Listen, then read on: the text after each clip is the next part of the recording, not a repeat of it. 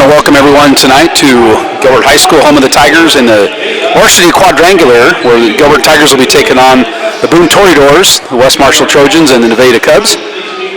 I'll be joined here momentarily by my broadcast partner and good buddy all around, Chad Olson, who's our youth wrestling commissioner and guru. So the Tigers will start tonight against the Nevada Cubs on mat 1, and we're going to go just exclusively with the Gilbert Tiger matches. If you're listening in or watching in from West Marshall, we're a little sorry about that, but we don't have a cameraman, so we're just going to move the camera on camera 1, lock it down, and we'll call the action here and give you some results and whatnot. Gilbert Tigers are having a great season. I apologize for not doing a lot of homework before we were on the air tonight. We didn't realize we were even going to broadcast until this morning at about 8 o'clock when somebody asked me if we'd do it, and we volunteered to do it. So that's what you get. You get what you pay for. It's free here on YouTube, so you can't complain about what it costs. My partner, Chad Olson's going to be slapping on the headset here. Chad's usually involved with professional wrestling. He's going to try the amateur wrestling route tonight. Chad Olson, thanks for joining me tonight and helping out, kind of short notice. I think we talked about this last night, decided we were going to do it this morning. You probably don't even know about that, but there's some tense negotiations this morning, and we decided to go ahead and launch the broadcast tonight. Well, once you got through with my agent, then, it all came together, so. Well, I kind of got the rundown. All of the Tigers will be on mat 1 the whole night. This is mat 1 that the camera's on right in front of us, so it worked out well. Tigers will take on the Nevada Cubs first, then they'll take on Boone, and then finish with West Marshall. So we're going to just do the Tiger matches. We're not going to have any of the other matches on mat 2. Isaac Becker will be featured on this mat as the towel boy. Oh, so very good. If he does mess up, it'll be documented permanently on YouTube, because I don't think YouTube ever goes away. So Chad, thanks a lot for helping out tonight. So this is kind of how it works. Chad's kind of the brains of the operation. He knows way more about wrestling than I do. I'm mostly the eye candy and just the good looks and charm of the broadcast. Absolutely. So the Tigers will send out, and I don't even really know the kids that well, so this might be a crapshoot. It looks like freshman Connor Clark. Is that Connor Clark? I can't even tell. We can kind of listen to overhead, but this is Gilbert versus Nevada. Gilbert has this open. I think that's Connor. We're going to call it that way. Well, I think that's over on the board there. I think they're starting at 145. Oh, they're starting at 145, so it's not either one. That would be my guess with the 145 on the clock. That's Trey Hansen that's wrestling out there. I thought that's who it looked like. Trey Hansen gets a takedown and goes up 2-0. Trey Hansen, my neighbor, just 3 doors down. He lives on the School Street, the sophisticated high end of School Street, down where we live. Benji Deal, you and me, some other folks here, the north side. Trey Hansen starting at 145 tonight against Nevada's Cale Franzen. Do you need a pen? No, I'm good. Okay, if you do. No. I found this one on the floor of my car, and it's got chocolate on it. Oh, that's probably mine. Yeah. So Hansen leads 2-0 here in the first period, 1:39 to go, and he's going to get cautioned on the top for doing some sort of.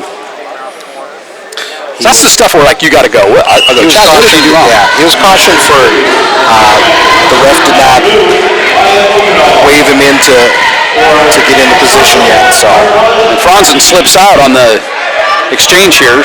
Hansen will maintain control tentatively, precariously, and superstitiously.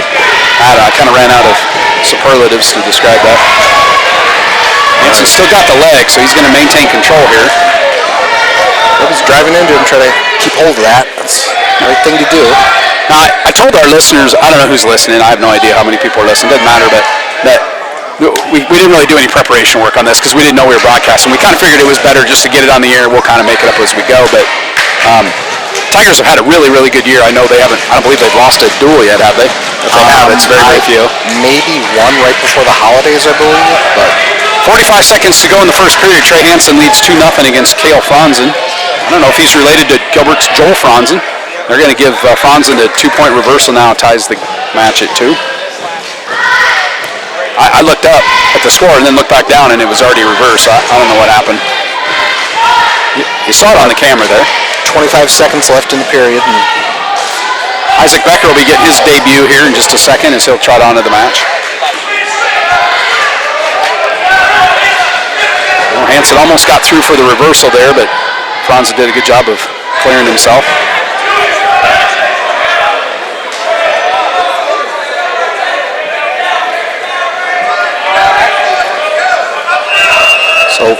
Franzen rides him out to end the period, scores 2-2. Starting at 1:45, Gilbert's Trey Hansen. Hansen, an 11th grader, very active on the football field. We call his name a lot. Defensive back, wide receiver for the Tigers. That's Butch's son. Butch Hansen, one of the storied Gilbert residents. Kind of a legend. At least I think he is. He is no relation to Joel. Joel just texted me. Joel must be watching somewhere. Joel, we have one viewer. That's good news. That's awesome. You set a record for viewership. Actually, no, one of Joel's distant relatives was my PE teacher in middle school. Really? So it's possible to think that Joel could have some relatives scattered all throughout Iowa. He did. Sure. Had one in Atlantic. Joel's from Fredericksburg, Sumner Fredericksburg alum, up in northeast Iowa by Cedar Falls. You're kind of from up in that neck of the woods a little bit, Lake Mills. Yeah, that's more north central, right? More north central. Yeah, right up the interstate. North of Highway 20, both of you are. Yep. Hansen and Franzen tied at 2, 1:20 to go in the second period. First match tonight for the Tigers, and Hansen is wiggling his way out. So there you go. Signal reversal, got him to his back. Kind of went reversal back points. Give him 2 back points, and now Hansen's up. Should be 6-2. There we go. With 55 seconds left in the second period.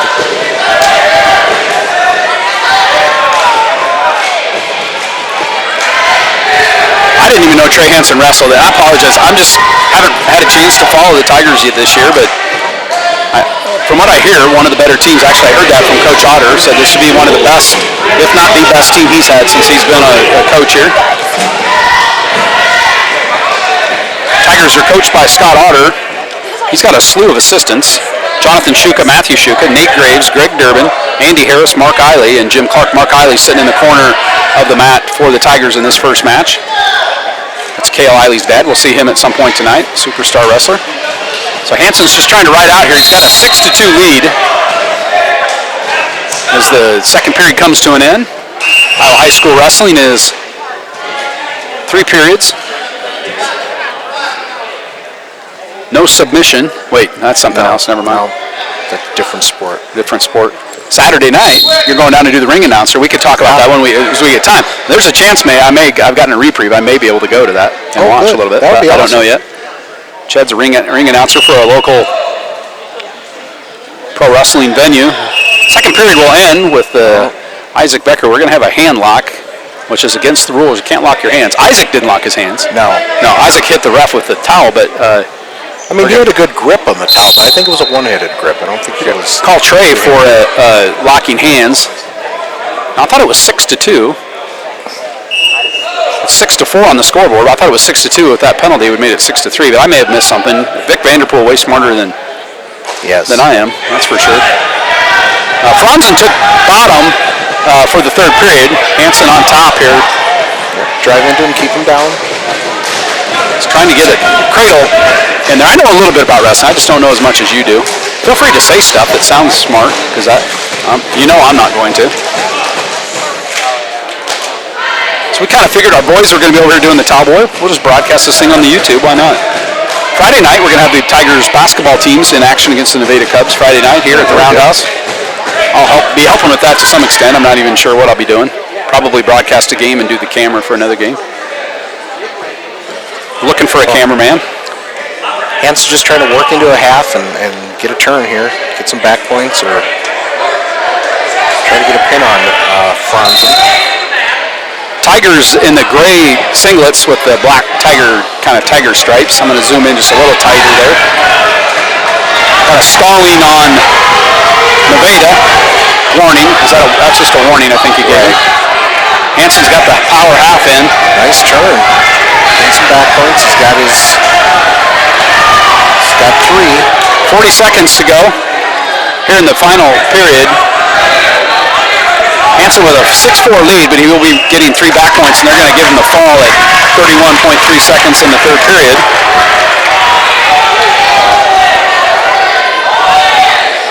Good pin by Hansen. Nice work, got the half in, just got to turn him on his back. That's the way you do it. I think this might be Trey's first year for wrestling. Yeah, I'm not surprised that he's good. He looks like he's a strong kid and good at sports and kind of one of those heady, smart players and knows probably could put him out there to play golf and he'd probably figure that out before long, or lacrosse, field hockey perhaps. Maybe. I don't know. Scott Otter giving Trey Hansen some counseling. Looks like Hank. Is that Hank Johnson? I can't tell from the back.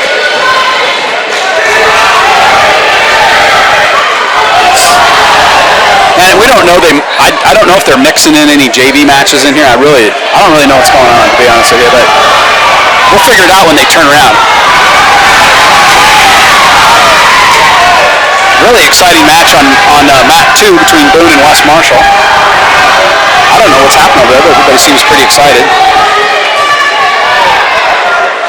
Looks like Haley Hadley is running the track wrestling. They're having some trouble with the computer. John Kinley has offered his. Do you know John, the guy that you know John Kinley, he's the announcer for Iowa State Wrestling. Yep. Used to be the superintendent of schools here at Gilbert. Oh, okay. Did you know that? I did not know. Yeah. No.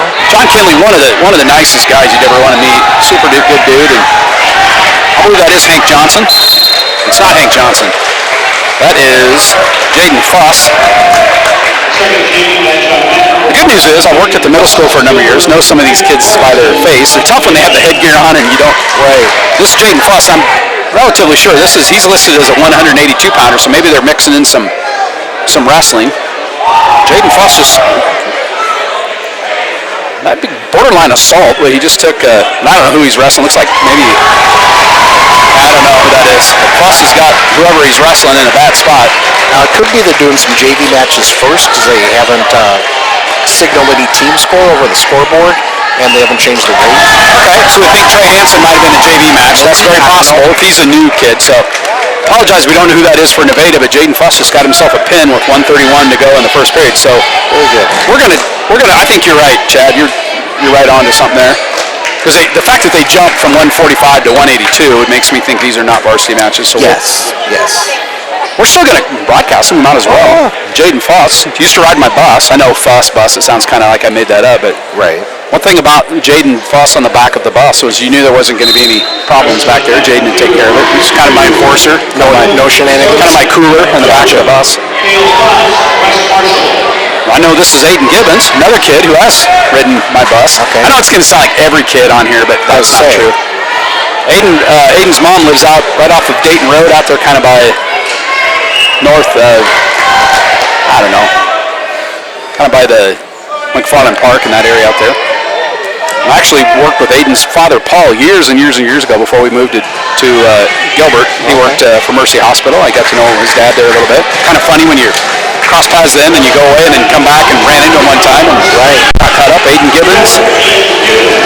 Aiden Gibbons listed at 145 pounds. Just step up and keep driving into him.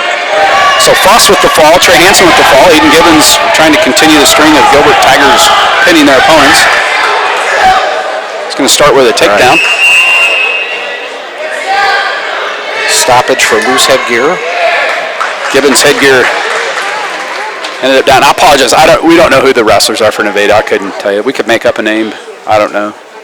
There's only one listed on here, and I'm going to assume that's probably going to be the varsity, so I'm going to guess Hank Johnson, probably our varsity 145, because we've already seen having some technical difficulty at the bench. Now Scott Otter's got involved. My guess is Vic Vanderpool playing Candy Crush before the game, kind of set the computer on its ear. Yeah, they need a lot of bandwidth to run track wrestling, so Candy Crush, anything like that, YouTube. So we can talk a minute. You're helping with the youth wrestling program. We had a tournament here a few Fridays ago. The first Friday in December. Mm-hmm. We used the track wrestling. Pretty slick operation.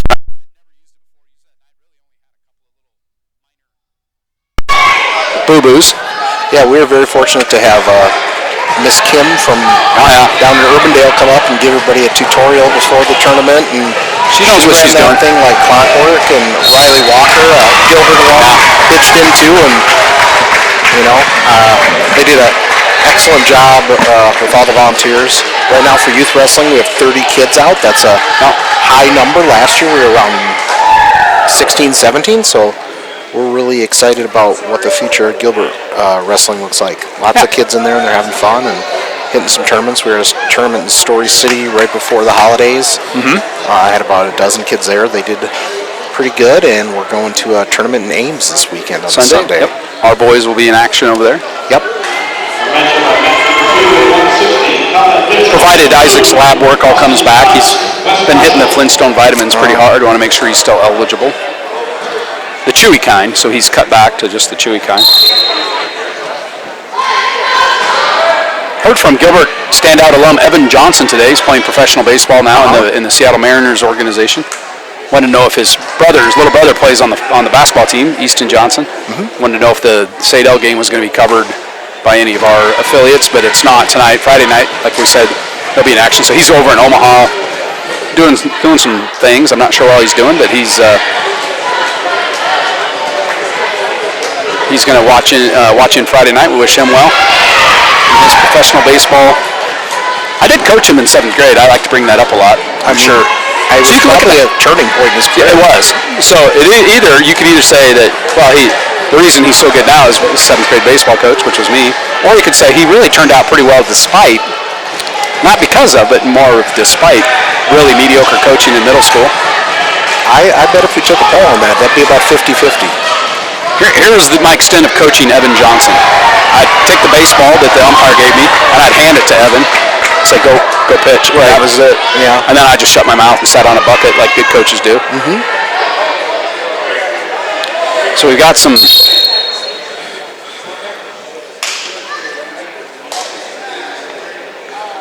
Scott Order is talking about both mats here, and they're I don't profess. I have no idea what's going on, but he just pointed at the other mat. I wonder if they might be going old school and bringing out one of the clocks. We've done that before for some of the tournaments and stuff when track goes awry. I mean, track is a wonderful tool, but here's the thing. It was probably built 15 years ago, and I don't know if they've touched it since. Yeah. They could use a mobile app. They could use a little polishing on it, but it's very nice. I don't even know what any of that means, what you just said. I know that I like to play Space Invaders on the computer. Is that kind of like that? It's very similar. It's very similar. Well, they got somebody over there, a couple guys that I don't know, and I don't know if those are coaches from the other schools or maybe some sort of IT support people that are looking at the computer. And Vic Vanderpool and Haley Hadley, one of our high school kids, very good volleyball player. Haley, one of the wrestling managers. Maddie Stone helping over on the other mat. So it looks like those are Nevada coaches. Maybe they have some expertise in that area. Deb Gray giving her 2 cents worth. Deb's going to take some pictures of Vic's head to send it in for hair. Hopefully they can get the matcher going here before we don't want any gout or anything to set in during this. I do have my anti-embolism stockings on for long periods of sitting. Yeah. As a blood clot survivor, I'm required to wear those. Watching Carter Olson in action on the other mat. I guess we could have flipped the camera over there, but as soon as I do that, then this match will go, and then I'll be. So I do think they're possibly going to get a clock. I'm not sure what happened. So Tiger Utes are in action this Sunday at the Ames High. It's named after somebody, but I can't think of the name of who it's named after. Some sort of, like someday they'll probably have the Chad Olson Memorial after long gone. That might only be 5 or 6 years. I was going to say we're not really sure. Here's what I know for sure, my friend. None of us are getting out of here alive, and I think it would be a good thing to name the tournament after you if they're going to name it after anybody. I'm not sure about that, but it's an honor to be considered. So we're having a little delay here with technology on mat number 1. The Tigers are on with the Tiger managers: Maddie Stone, Haley Hadley, Alona Janbrin, Carolyn Grebner, Tiana Striegel, Abigail Stout, Rosa Alvarez. Cheerleaders are CJ Buss, Lexi Risdell, Allie Austin, Ashley McConville, Lauren Schwindeman, Elizabeth Matson, Reagan McConville, Emmy Hostetler, and Claire Partridge. Cheer coach is Jordan Sitzma. She's one of a great asset of our school. I get her to talk to her every day. She usually stops over and sees some of my kids. And then the trainers, Brian Sanders and Sammy Schneider. I've already talked to them. Should one of us go down in the middle of the broadcast, they would respond. I told them just bring the defibrillator. It's a pretty good chance it's cardiac related if we go down. Brian and Sammy both took good care of my son Connor when he was an athlete here at Gilbert High School. He had quite a few surgeries, unfortunately, and they did a great job with him. Medically maligned. He's overcome a lot, though. He's a pretty bang-up youth basketball official. Chad's son Connor and I refereed a 3rd and 4th grade boys basketball game down in Collins Maxwell. We were in Collins is where the game was against Ballard. It was a dogfight, 16-12, something in that neck of the woods. I thought it was fairly arbitrated. I'm not saying we maybe didn't miss a call here and there. When you're involved with pro wrestling, it does happen. Officials do occasionally miss calls, as you're well aware. Sometimes we mysteriously are knocked down under dubious circumstances. You just never know what's going to happen. That didn't happen. We stayed on our feet the entire match, both Connor and I. We are going to be back to the action now. Aiden Gibbons leads 2-0. He's going to be on top, taking on the Nevada Cubs here in a JV match. It's Aiden's dad, Paul, right over by the score table at the grave. Nevada gets the escape and the takedown. Got Aiden in a bad spot here, Chad. He needs to turn down, just get back to his base, but the Nevada guy's got him all knotted up. Working on an armbar there, now he's got him behind him. He's going to get 2 near fall points and the escape. That'll make it 5-2.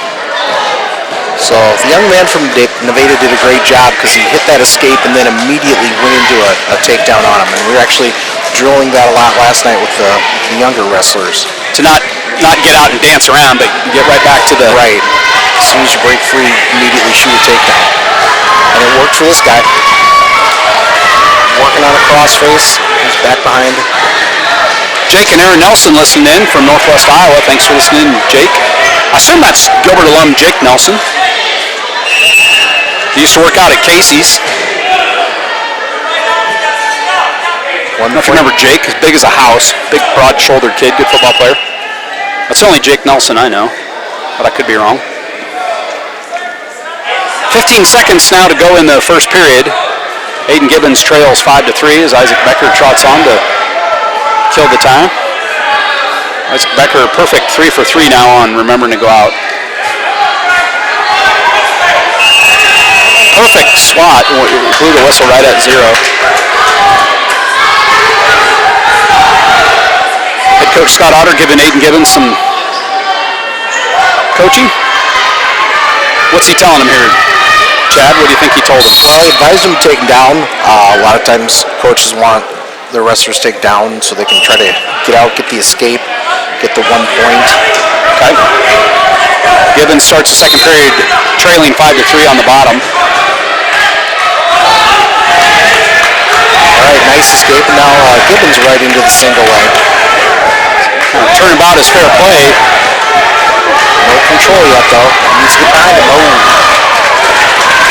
Nevada will get right back and get the takedown. Aiden very, very close to a escape and quick switch, but unable to finish it. He trails 7-4 now in a junior varsity match here. So Aiden did get the escape, but then during that scramble, the opponent got the takedown.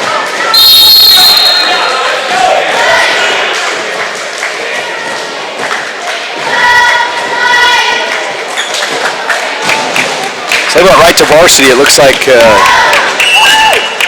Boone and West Marshall. It's 9-0 here. I'm trying to figure out who the visitor is. West Marshall's the visitor. They trail 9-2. Boone leading that duel. So West Marshall. There's quite the lag on what we're commentating on versus what's going on the screen right now. Is that normal? No, this is what they're seeing at home. It doesn't matter. It's the same. It feeds it live. Gotcha. Gibbons working from underneath, trying to pick an ankle from...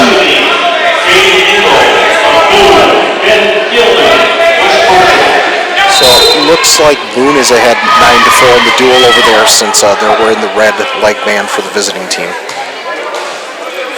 Gibbons still trying to work up, get to his base. 35 seconds remaining in the second period. Gibbons trails 7-4. But his opponent has that chicken wing on him, so Gibbons doesn't really have anywhere to go.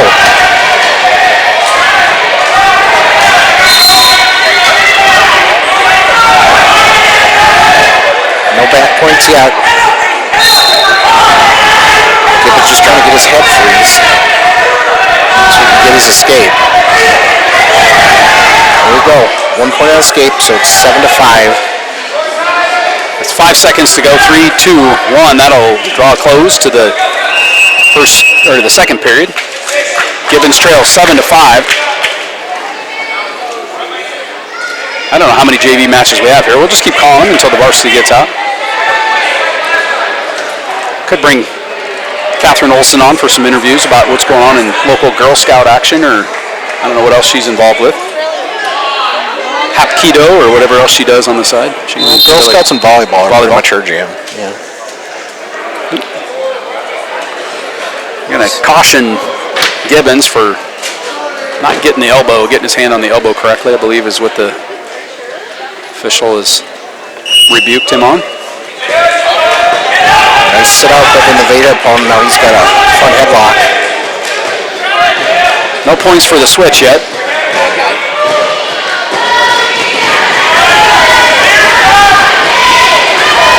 Okay, 1 point escapes. Now we got 8-5.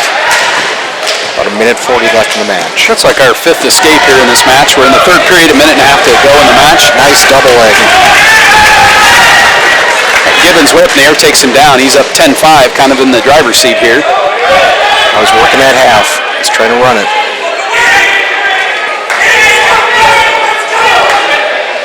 Gibbons did a great job of fighting that off, looking away and pulling his head out of there.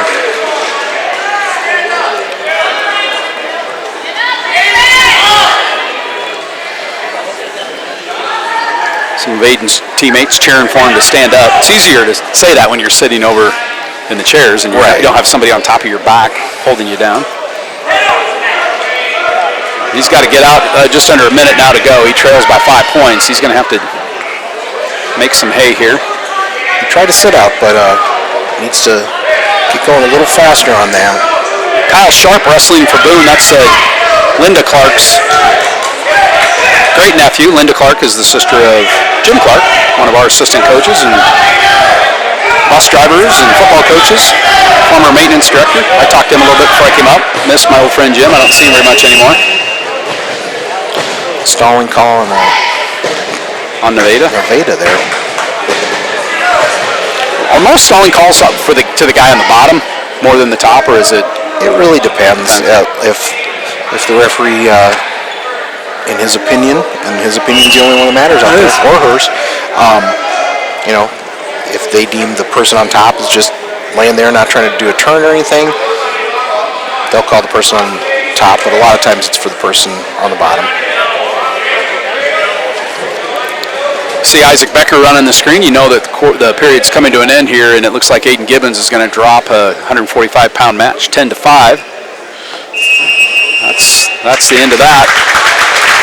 So Tigers get 2 pins and then drop, and it looks like that was a really good showing, though. I mean, that was a good match. They're both pretty even. They both hit some escapes and stuff. And next time they wrestle, Aiden certainly could be on top of that one. Looks like Cruz Pierce is going to be our next wrestler. And I don't know if this is varsity or JV. Tate Gibson and him kind of been going back and forth. I know I get the privilege of working with Tate's dad, Mike, at the middle school. And I'm going to guess this is probably a JV match as well. If I had to guess. Well, now we have a team scores up there, so we're under the fouls marker. It says 3 for Nevada for the decision. So my guess is that last match was the 145 varsity match. Okay, and now Cruz Pierce is 152. Now they've switched that to 152. So we'll see here. That would be my guess, my completely uneducated one. Cruz Pierce, one of 4 Pierce boys that have gone through the district here. Used to be my neighbor. They lived in the duplex, the blue one, kind of across from you. I don't know if you knew that. They lived on that end of the duplex. The Pierce kids. A lot of knockout games in my driveway back in the day with the Pierce boys. Cruz gives up a takedown to start the match. If this is varsity, I believe that's Theo Skelton from Nevada. We'll just pretend like it is. Yeah. If you're listening from Nevada, we're sorry if we get the names mixed up. Pierce is back to his feet now, trying to get away from Skelton. Skelton's trying to block the heels and takes him back down to the mat successfully. Minute 10 to go in the first period. 152 pounds. Wake up, we got a long night of wrestling action ahead of us. right, looks like we'll have locked hand call on. So Pierce is going to get 1 point and the escape, so he's up 2-0 now.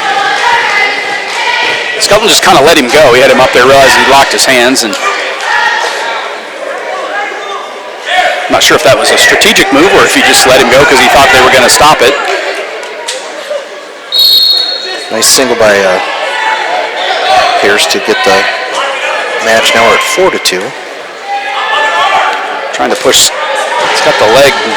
What do they call that? Grapevine, maybe, with the leg? It sounds like that would be a really good thing to call it.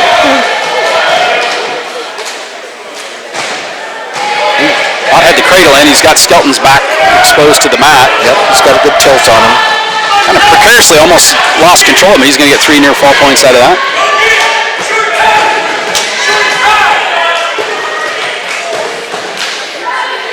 It's good to see a couple of our youth wrestlers serving tonight, our sons. It's kind of weird, we're broadcasting. It's kind of cute, now that I think about it. Yeah. It's kind of cute. We just need my Catherine up here. You got a daughter named Catherine, I have a daughter named Catherine. We'd have double Catherine sitting there we looking spell it exciting. differently, but... Yep. So the first period comes to an end with commanding lead by Cruz Pierce. Did I call him Caleb Pierce? I probably did. This is Cruz Pierce. Caleb is long gone. We stopped the match now. I think Cruz's headgear came loose. So 7-2 with 1:50 left in the second period. 152 pounds, Cruz Pierce against Theo Skelton from Nevada. Tigers take on Nevada in the first duel. And they wrestle Boone and then West Marshall to finish the night. Cruz went for a throw, but Theo took him to his back. A good move by Skelton. Gets the takedown, the back points, and then the escape now for Pierce. In the scramble, another throw. Cruz got taken to his back. Ref's cutting off some points here. Cruz is in a bad spot here. He's got to get back to his knees. Somehow managed to avoid getting pinned there, which may be a... Cruz was up 7-2 at one point. Now he's only up 8-6. Is that right? No, they're working on the score over there. Cruz with another point for the escape. Looks like he trails 11-9. That sounds right. Yeah, I think Mr. Vanderpool's got it under control now. Nice ankle pick.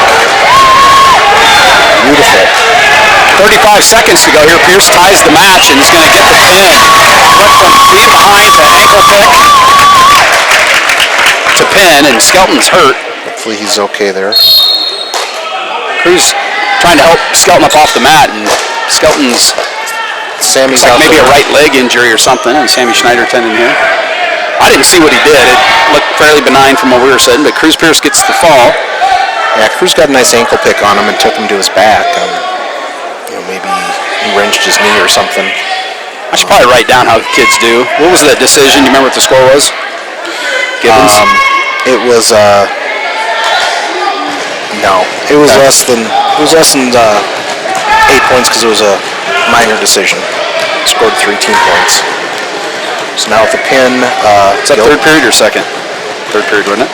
Second? The pin? Yeah, just now, second period. Welcome to the Gilbert Wrestling Amateur Hour here on the Tiger Broadcast Network. Skelton's going to hobble off the mat. Hope he's okay. He's got a knee brace on his right knee, so it may have been some sort of pre-existing. Carson Johnson will... Carson at 160. So right now the meet score is 6-3 in favor of the Tigers. Over on mat 2 we have Boone's up 9-4 over West Marshall. I think they're around 170-pound action. I didn't know that George McGuire was helping out. He's sitting on the Tiger bench, my friend George. Oh, great. So it looks like Carson just got a forfeit, so another 6 points. Oh, now Aiden Carr was out there. So Carson got a forfeit. Did Carr get a forfeit too? No, that was Aiden actually. I'm not as familiar with these so young men's names. So 160. Did Carson take? No, Aiden got a forfeit. Who's at the bench right now? So 170. Joe Larimore, I think, is who's there now. That's 182. But, I mean, he may have, depending on if he weighed in at 170, he might have shifted down. Okay. Joe might have. This is 170, and it's Larimore. I didn't see who took the. You think Carson took the? No, Aiden Carr. Aiden Carr took the forfeit. So. Now we got 170. No. Okay. So there was 2 forfeits. Now we're up to 182 with Joe Larimore. All right. That's what I thought it was. 182 is Joe. 18-3 in favor of the Tigers. Joe's going against Holden Fry from Nevada. Okay, so 160, Carson Johnson got the forfeit. Aiden Carr gets the forfeit at 170. Or 182 now. This is Joe Larimore, sophomore phenom. His dad, Doug, sitting right in front of him, chewing his fingernails, as an anxious father would do. 30 seconds in here, we got no score. Larimore going in for the single leg. He's got it high in the crotch, gets the takedown. Good. Joe Larimore marred with a nasty broken leg in middle school. I don't know if you knew that or not. In a wrestling match, got his leg broken, came down funky and busted his leg. I'm glad I wasn't there. I would have puked all over the place. I can't stand that stuff. I know you think I'm a tough guy, but I really don't. you didn't really think. It didn't ruin the reputation of me. Joe Larimore up 2-0 here, just under a minute to go in the first period.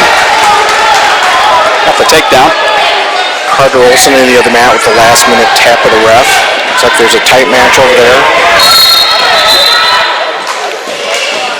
Got Coach Greg Durbin running the clock on the other mat. Seen him officiate a lot of middle school and, or not middle school, but youth wrestling tournament. He helped us with that and helps coach our youth. Greg Durbin, one of the best guys around. Yep, good dude. 30 seconds to go here in the first period. Joe Larimore with a 2-0 lead. I assume this is Holden Fry for Nevada. He's the only one listed at 182 pounds. We saw Jaden Fuss in a junior varsity match at 182. Joe Larimore, the varsity.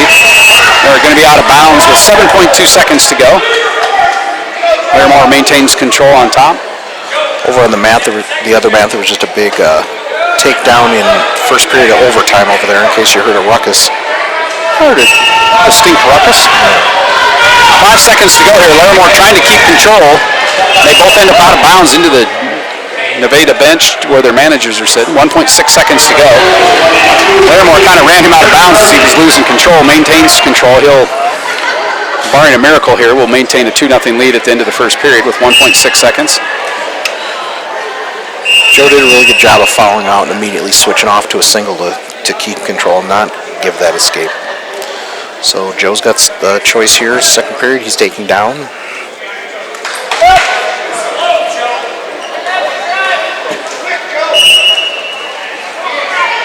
They both got a forfeit. Hey, I'm glad somebody was paying attention, even though we weren't. Joel Fonson at home, he said there's both forfeits. That's what we figured. It just happened so fast, Joel. A couple of old sluggards like Olson and I. Larimore's going to get the switch and ends up right on top of Fry. Locking up the head and the arm. He's got it in pretty tight. Needs to walk up towards the head. Hey, just like that. He spins around. I think that's going to be all she wrote here. Needs to keep walking. The Nevada kid is trying to get his legs over. He's doing the right thing, but Joe's doing it. Just needs to lean into him. He's got the... Keep walking towards the head. He's going to get the fall in the second period. 38 seconds into the second period. So Aiden Gibbons wrestled 145. He lost a decision. Cruz Pierce with the fall. Carson Johnson and Aiden Carr both got forfeits at 160 and 170. And then now the fall at 182 by Joe Larimore. Who's next? 195. Jacob Steenhook. I can tell by his strapping broad shoulders over there. Jacob Steenhook reminds me a lot of myself when I was that age. Muscular, athletic, my handsome. Really? I'm guessing he gets a lot better grades than I did. Yeah. I'll tell you that one. Probably. No, actually, Jacob Steenhook more athletic ability in his left ankle than I had in my entire career. Let's see who he's going against. Either Isaac Pantoja or Nick Lawrenson. I think the guy on top, we'll go with him. Pantoja, it doesn't matter. We haven't... 195 pounds. The Tigers lead 24-3 in the dual action after the pin by Joe Larimore. Up to Jacob Steenhook at 195. Trying to snap the neck down and get behind him there. West Marshall, Sam Schaefer.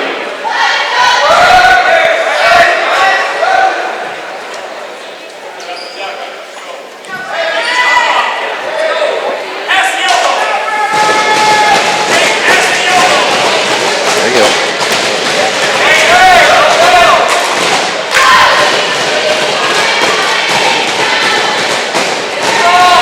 It'd be nice if we had the kids' records and stuff, and I'm sure we could look that up, but too late now. The ship is sailed. Die is cast for this meet. Steenhook with a massive double leg, and he's going to get Nevada to the mat. Takes a 2-0 lead with 45 seconds to go in the first period.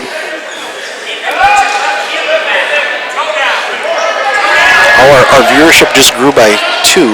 Dale and Chris Olson have reported that they are watching. Oh, that's nice. Yeah. We can tell you how many people are watching. There's some analytics. 8. Awesome. It's more than 0. That's all I know. Steenhook has got a leg in. He's trying to do a crossface to get Pantoja turned. 10 seconds to go in the first period. Working to try to get wrist control. Looks like Steenhook will maintain a 2-0 lead as Isaac Becker, the towel boy of the night on map number 1, is trotted out to smack the official's tail end and send this to the second period where Steenhook will have a 2-0 lead.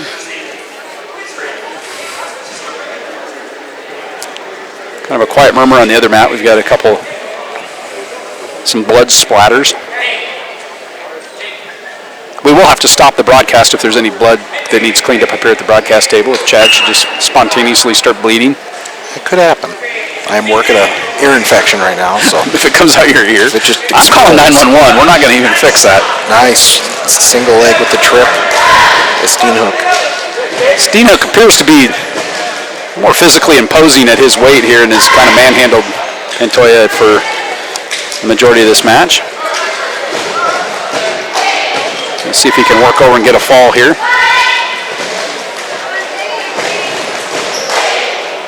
Used to do some broadcasts with Chris Billings. Used to help me do this, and one time Chris better than I. Well, no. He truthfully is. He has a really good knack for this job. He knows kind of how to. Pantoja is going to get an escape here as Steenhook lets him up.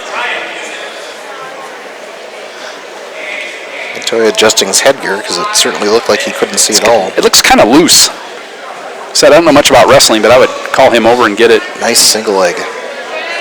Lightning fast Steenhook for a big feller, which I only assume he gets it from his mother, because if you know his dad, Chad, slow as a sloth. His dad, Chad Steenhook, has the goats on the go business. You heard about goats on the go? That's Steenhook Farms, yeah. Yeah, I've driven by there a few times. Admired the goats. Now, he's not a paid advertiser for this broadcast, but if you meet goats, I'm calling Chad Steenhook, mostly because he's the only guy I know with goats. That's who I would call.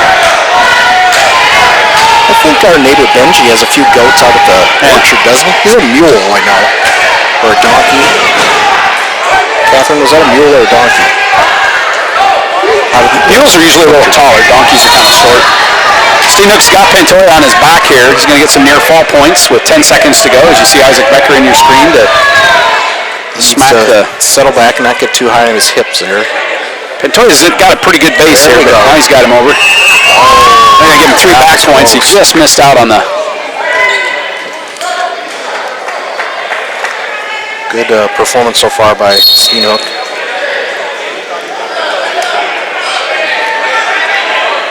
So 9-1 going in the third period. Takes down.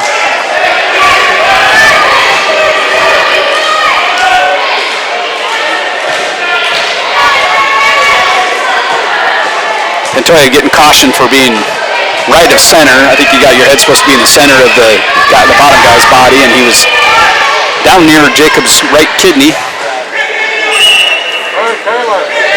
Jacob pops his hips out. There you go. Gets that escape. Goes up 10-1 now. 2 minutes, of course, because the period just started. About 1:45 now to go in the third period. Boone leads West Marshall 24-4 in the other duel. Seahawks going to get a takedown on the single leg. So he's up 12-1 right now. A couple more points and he could secure a technical fall if he doesn't turn him. And he's got an arm bar. He's trying to run it.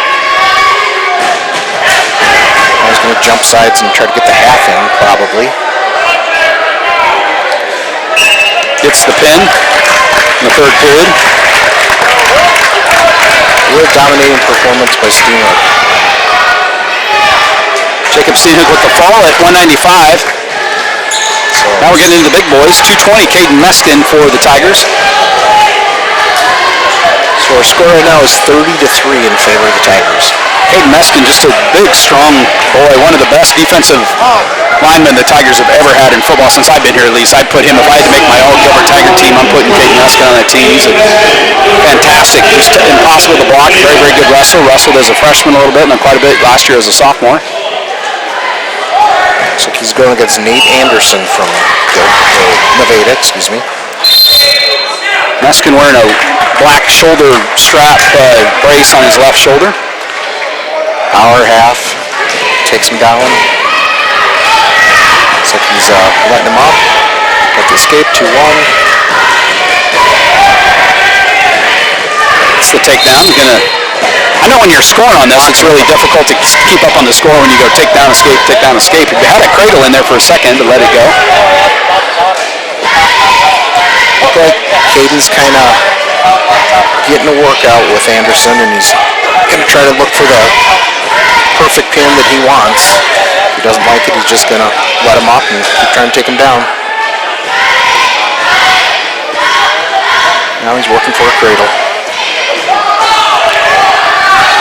Caden's very, very strong, and it looks like he's going to, well, I thought he had it in, but minute to go here in the first period. Caden Meskin up 6-2, courtesy of 3 takedowns and 2 escapes by Nevada.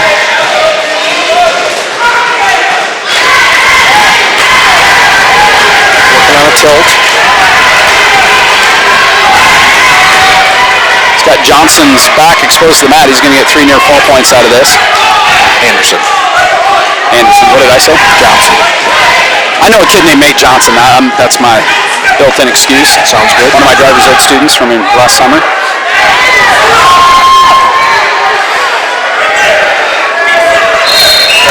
It's the fall in the first period with 22 seconds to go. So we had kind of looks like he was going for a split double, but then, hey, it worked. Doesn't matter what we call it. Tigers have gotten 3 straight falls from Larimore, Steenhook, and Meskin. Looks like Jacob Teresi is going to trot out and wrestle a 285 against Camden Vincent from Nevada. Carson Johnson applying a pre-match massage, neck massage, tricep massage. Now he's working on his solar plexus. Maybe we should pan away during this Carson Johnson pre-match ritual. He's having a little fun with his friend Jacob Teresi. Jacob's father Brian just sitting a couple rows in front of us.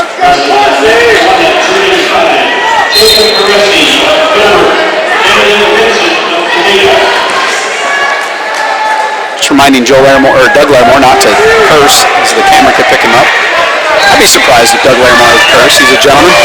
Teresi now at 285 against Camden Vincent.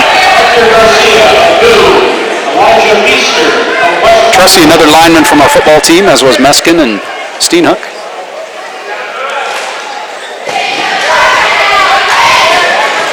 So I know 285, you can't weigh. Can you weigh more than 285? No, that's it. The upper limit. So we don't have the super heavyweight like we used to back when I wrestled. No, they got rid of that in, I don't know, mid-80s. So what if you had a kid that weighed 300 and wanted to wrestle? And maybe West Marshall has a kid that weighs 300 and wrestle. Could you just do like a little exhibition match, you think, or not? I don't know. I've seen before where that happens, but, you know, if you're going to be on the team and contribute to the team score, you're going to have to... It's got to get under 285. Drop 15 pounds, yeah. Do you know how that weight was established? I'll say Chris Taylor. So... No? Well, probably a big guy, I know. So. Yeah, so after Chris Taylor in the 70s, and then there were some other really large guys, and at least for college, 285 was the weight of some of the top heavyweights in college at that time, like Bruce Baumgartner, Steve Williams. Teressi with the takedown, he got some beautiful points. Flipped it in half. So to prevent guys who were just really big who would squash people, and I'm not saying Chris Taylor was, because he was actually very skilled too, they put in the cap based on kind of the top heavyweights at that time. Uh-oh. Oh, good roll through by Anderson. Not going to give him the reversal. He didn't quite get control. He's going to give him an escape, but not a reversal. So 4-1 now. 18 seconds to go in the first period. Just to recap, bring you up to speed. The 2-point takedown and then a near fall, 2 near fall points by Teressi. They'll start on their feet now. So they had a bunch of guys. I'm sorry, I didn't mean to interrupt your story. No, I pretty much said my piece. Yeah. So that's where they set it at that 285.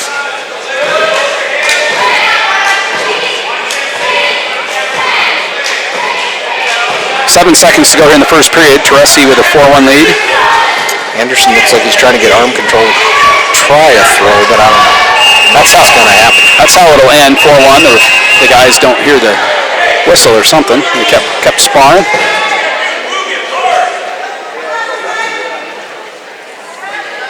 Hey, JG, gas! Let's go! Get back to left!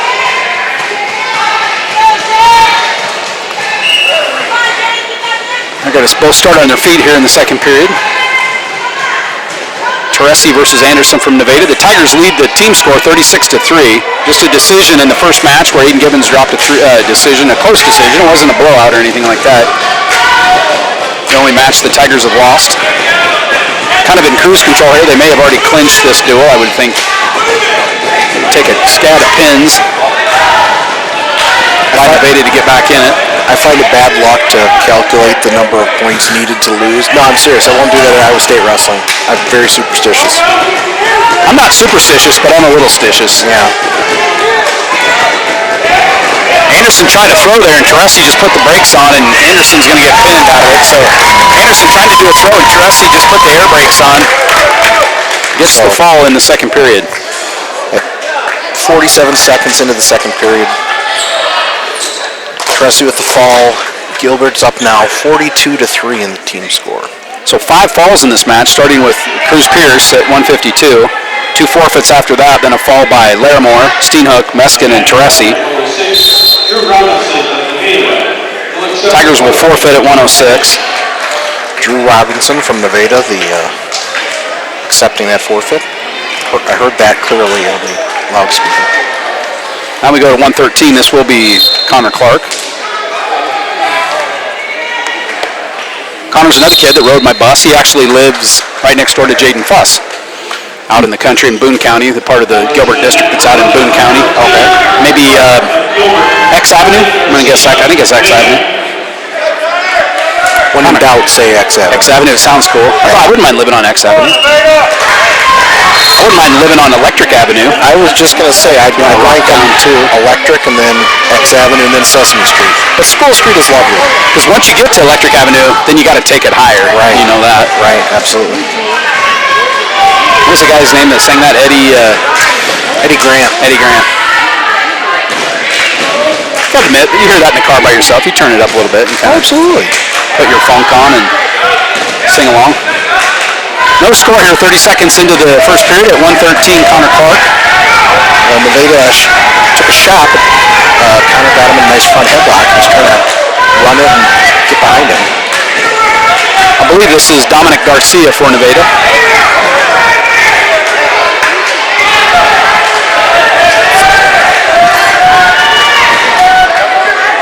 Clark, just a freshman. Yeah, Clark needs to clear his head and get behind him and get control. The score is 2. Tigers will have another freshman. Keikoa McKinney will be wrestling the next one as Garcia gets the takedown.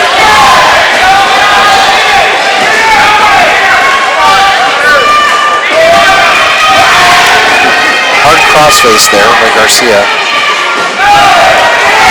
We dropped 2 viewers. We got to do better. We're losing viewers. We're back on hour to 9. That was just a blip. We did lose our broadcast booth assistant, though. It's very likely Russia's going to hack into our broadcast at some point tonight. metal in our broadcast. Manipulate our analytics. Clark has got his back exposed to the mat, and they're going to call a fall there. Tapped his shoulder. So the first 12 seconds left in the first period when that took place. So the Tigers dropped 2 matches. Keikoa McKinney will wrestle Zach Stinn, it looks like.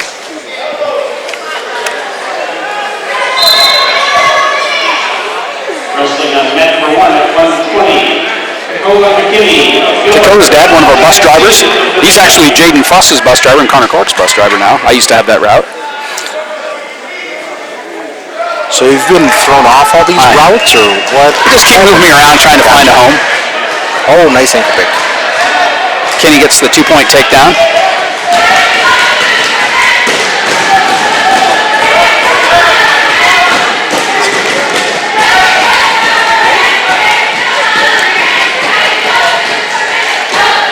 McKinney's up 2-0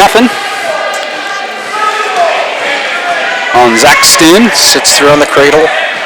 Got the cradle, and Stinn's got it rocking, trying to get out. Yeah, he's put his knee in his side. That'll help stabilize him. Kenny tightens it up a little bit. He's going to get the fall here in the first period. 36 seconds into the period, excuse me. So at 120, McKinney gets another fall for the Tigers, who have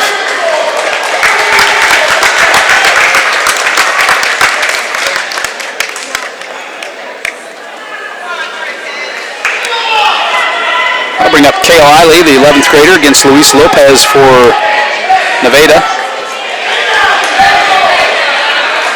Just did help with the driver's ed class over in Nevada. Had a couple, only actually out of all the kids I drove with, only 2 Nevada kids. All the rest of them were from other towns. I don't think either one of them were wrestlers.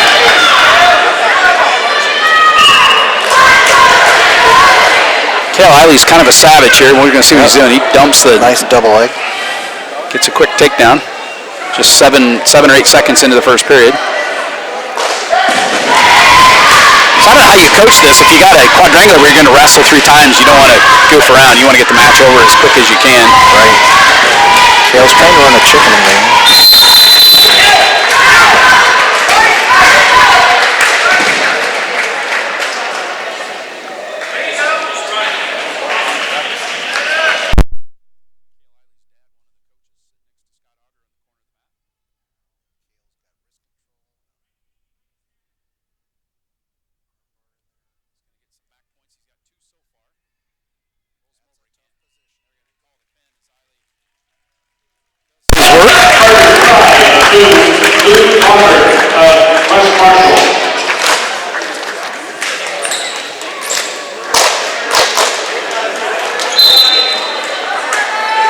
So team score now 54-15,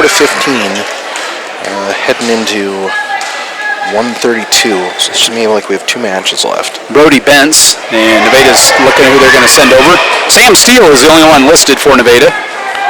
Could I have a guys that like pro wrestling where you could have kind of a mysterious guy from parts unknown?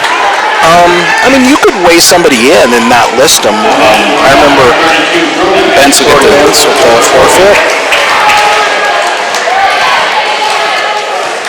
I remember our coach doing some chicanery like that and moving guys up in the period and throwing in a ringer to take a forfeit at lowest weight. Jake Shadowitz is listed next on the roster here. I don't see him anywhere yet. Jake's probably overdoing some homework behind the Tiger bench, would be my guess.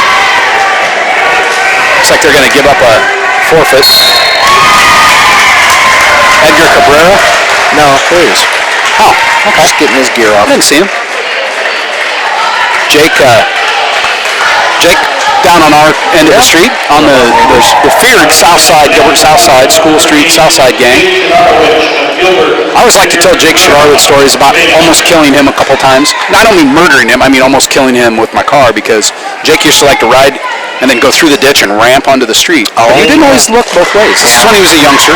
Yeah. And so one time I remember stopping and just pleading with Jake. Jake, you're going to do great things someday. You don't want to die at the hands of Mr. Becker's minivan. Right. That would be okay, Mr. Becker. And then he just kind of went back and did it. But Trent, now our sons are the ones running through the ditches. It's hard to believe what a big, strong, how old he is now. Like those days, we've lived in that house for a little over 12 years now. And so Jake was just a pipsqueak when we moved in there. Yeah, I remember Jake from youth wrestling when I took Connor. So Connor was like 5th or 6th grade, so Jake was kindergarten, 1st grade. See his daughter Lily and playing over on our side of the street. His sister. His sister. Did I say sister-in-law? You said daughter. Sister. Yeah, Jake doesn't have any kids that I know of. It's 0-0, 1 minute into the first period. That would be kind of a scandalous breaking story. Charlotte's with a single leg. Nevada spins out of it, but Jake's going to get the takedown and immediately throws. I think this is Edgar Cabrera. He's listed first. We'll just assume that's the varsity match. Yep. I think it's a good strategy. It's 42-13 on the Boone-West Marshall duel. I believe Boone just got another pin, so that's going to extend that. Tigers will have, this is the last match of this duel, the last varsity match, I should say. I don't know if there's going to be any more jive, but assume they did all the JV matches at first, but they may tag one on here at the end. I know they've done that in the past. So we have a little break in the action. We're going to run to the green room, powder our noses. I believe it's caviar on the green room menu tonight. Oh, really? 25 seconds to go in the first period, 2-0 Tigers. Pez is Tim Pizzetti, the boss. That guy could get us off the air immediately. He's got the authority. He's watching from home. Good job on the broadcast, gents. I think he's referring to us by gents. Seems kind of an odd name to call us. 2-0 Shadarwitz leads as the first period is going to wind off the clock here. 1-0. Isaac Becker taps the ref and they stop the match with Jake Shadarwitz with a 2-0 lead here at 138 pounds. Tigers lead 60-15 in the dual score. Now remember, don't count off the team points. It's bad luck. It's right in my wheelhouse, Chad. I do 8th grade math all day at Gilbert Middle School. Here's one. You think you're good? Well, maybe we'll do some stump Chad with some middle school math. You want me to do that? No. There was a question today. I'm going to. You want to see if you can get it? I won't. This was a question that 6th graders were doing today. What is 60% of 80? I bet you can get it. 60% of 80. 4. Can I use my calculator? You're close. You got one of the digits is a 4. There's 2 digits. One is a 4. I don't want to talk about it. All right. I didn't mean to show you up like that. I work with numbers all day in my job, and I use my calculator for every one of them. Minute 15 to go in the first period. Jake Shadarwitz at 138 leading 2-0. Tigers lead 60-15, and we can't officially call this one like Tom Brokaw did in, what year was that? 1990? 2000? I can't remember. Remember when he called the presidential election a little premature? Which one? I think it was the Gore-Bush one. Oh, yeah. That was a confusing That one ended up in January, I think, before it was certified. Shadarwitz trying to get a little push over here. No back points yet. Nice front headlock. He's got the leg in. Now he does. Jake with neither foot on the ground. Kind of hard to get. He's going to get 2 back points out of this. He does. 28 seconds to go. Hopefully Jake can get a little more work in here, get a few more back points before we go to the third period, or even a pin. Jake needs to free his leg. That's kind of he's getting a little too high up there. So this cowboy job that our boys are doing, when I was in Isaac's and Carter's age and even a little bit older, that was a premium job. Like they didn't just, you had to kind of earn it. Okay, reversal. So late in the period, so it's 4-2 going into the third. Cabrera gets a reversal right at the end of the first period. Shadarwitz is going to take down. Try to work an escape or reversal from that bottom position. Jake got a little high on that ride, and his opponent slid out the back door there. Nice switch into the reversal. As I just said, Shadarwitz 6 seconds into the third period gets the reversal. Second period, excuse me.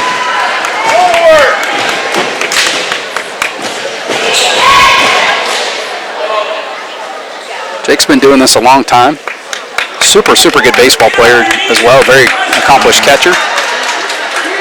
Pretty good kid. Really enjoyed my relationship with him through the 12 years that we've been neighbors and working at the middle school. I like me some Jake Shadarowitz.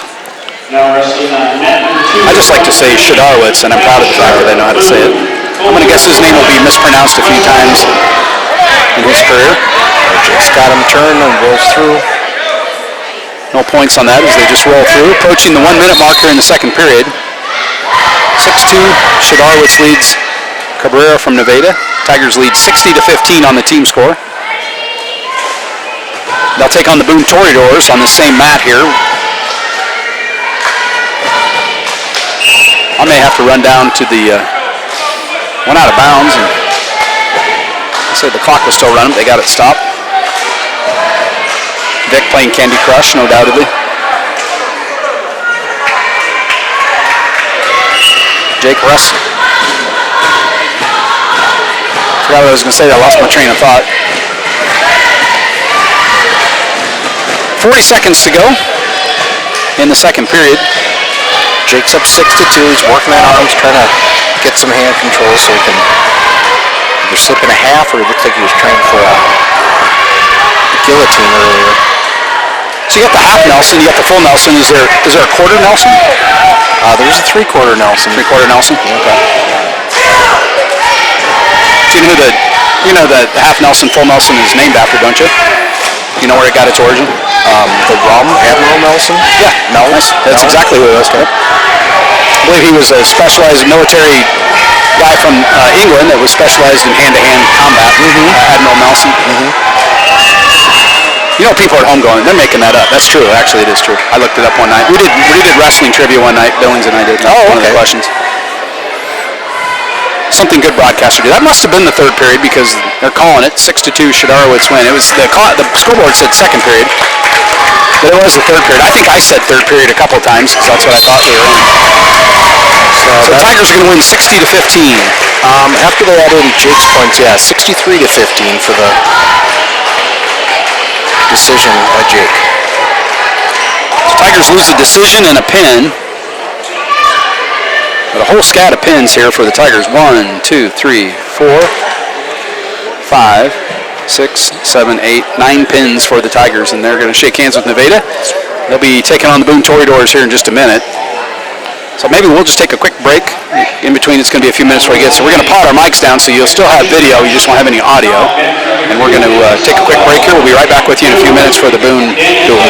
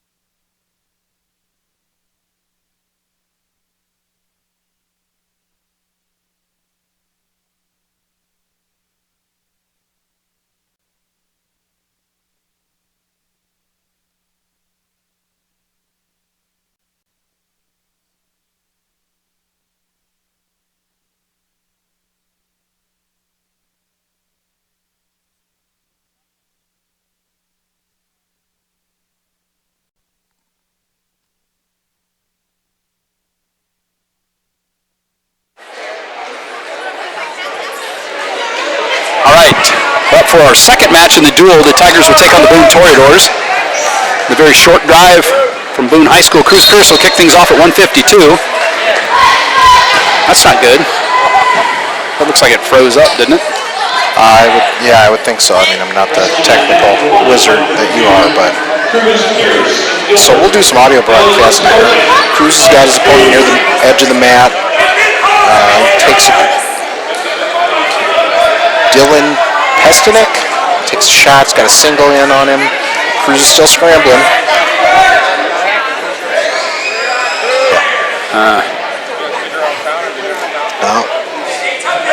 Boone pulls him back on the mat. You watch that and just call it like we're going here, and I'll see if I can figure out. The only time I ever have anything to do with the technical aspects is when I'm running the camera, and that involves pressing a button. So I'm just going to look on the broadcast here and see if. Right. They're back in the center of the mat after the restart. They went out of bounds. Yeah, we lost 0-0. Nice double leg by Cruz. Yes, by Pierce. He's on top. He's got one leg in. He's trying to work a spladle on the edge of the mat. Yeah, it's completely froze. You keep doing the audio just in case the videos or the audio is still going.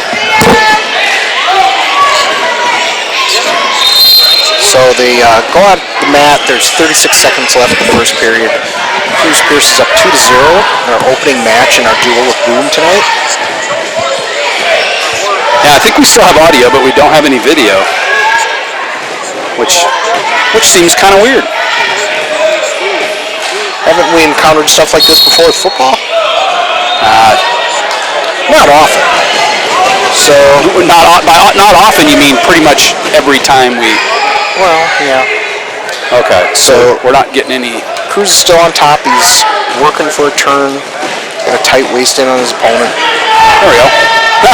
Hey, there you go. I fixed it. I just unplugged it, plugged it back in. Hey, you know what? That kind of sounds like most IT solutions. Nothing against our friends who work in IT.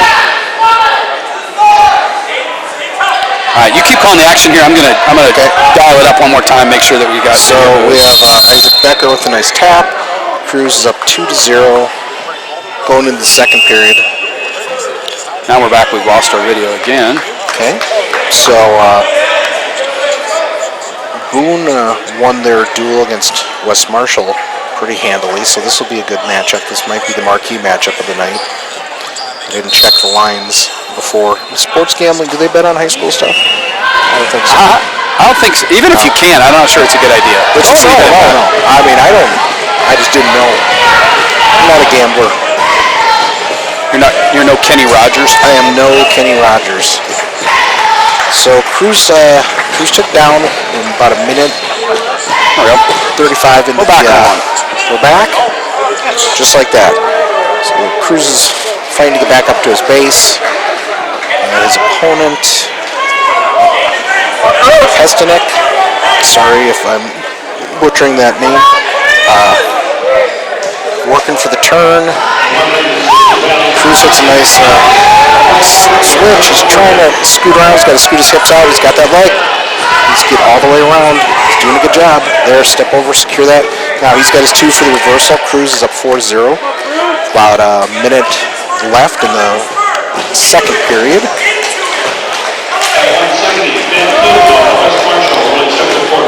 Here, Cruz just needs to get behind him, settle down. He's getting a little high on the hips there. Chad, you're getting a little high on the hips. I mean, well, it was just the holiday season. That was a wrestling move. I kind of. No, okay. Sorry, I wasn't paying attention. All right, I think we're back on. Joel Franzen's said we're back. Said we were off, then we were on, then we were off, then we were on, but we're on now. 30 seconds to go here in the second period. Cruz Pierce leads 4-0. 152-pound match. Cruz got the legs in. He's really trying to secure that cradle.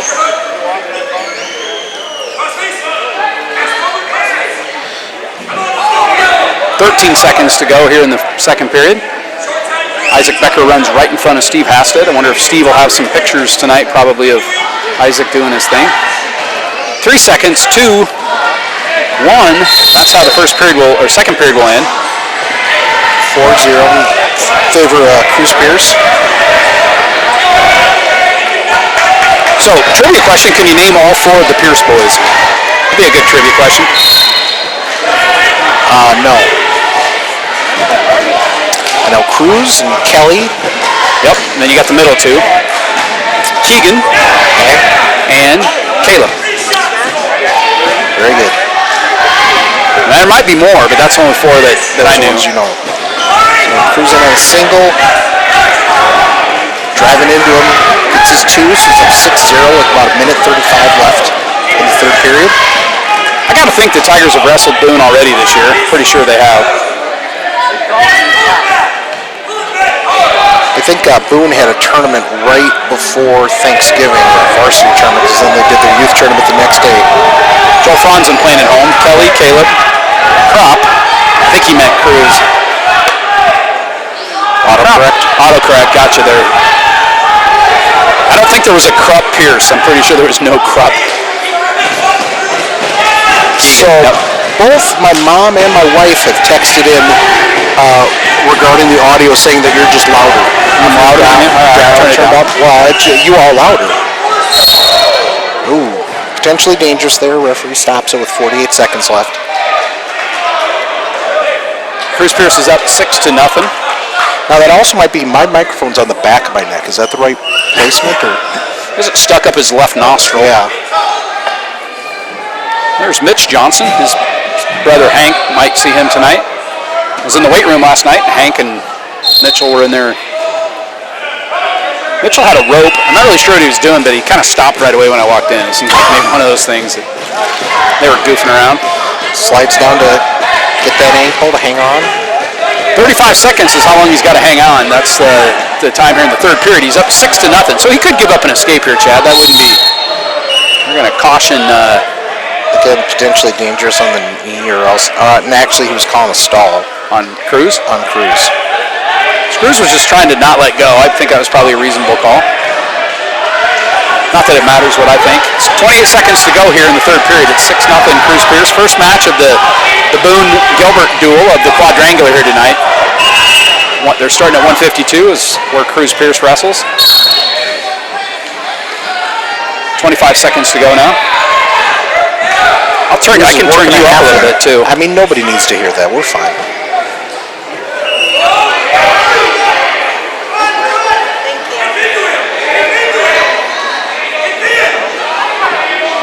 So right there was a 3/4 Nelson that he was working. Oh, I didn't see it. Because he had the half Nelson and he had the arm. Okay. Like that. Now, did Admiral Nelson teach that, or was that an adaptation of the original half Nelson that he taught? I'm not sure. That's a reasonable question. Pierce is going to get the victory here, 6-0. Tigers take a 3-0 lead in the duel. Over on mat 2, it's like West Marshall's up 18-0. I think there might have been some forfeits over there, maybe. Could be. I say they've escalated that pretty quickly. Carson Johnson will get a wrestle against Boone. Again, we're not 100% sure. It says open. No, Boone is this way. Colin Mitchell is who he's going to wrestle.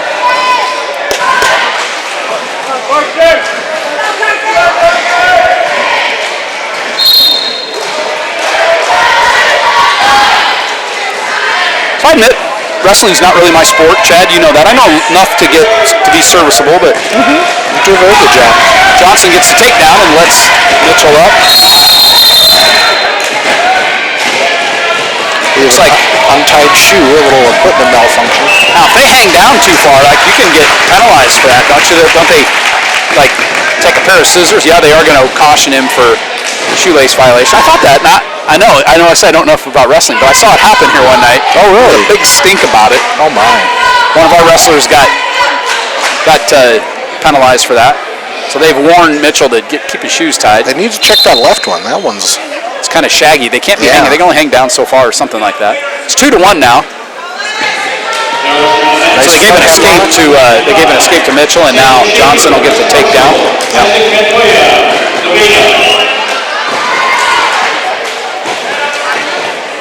Nice single leg there.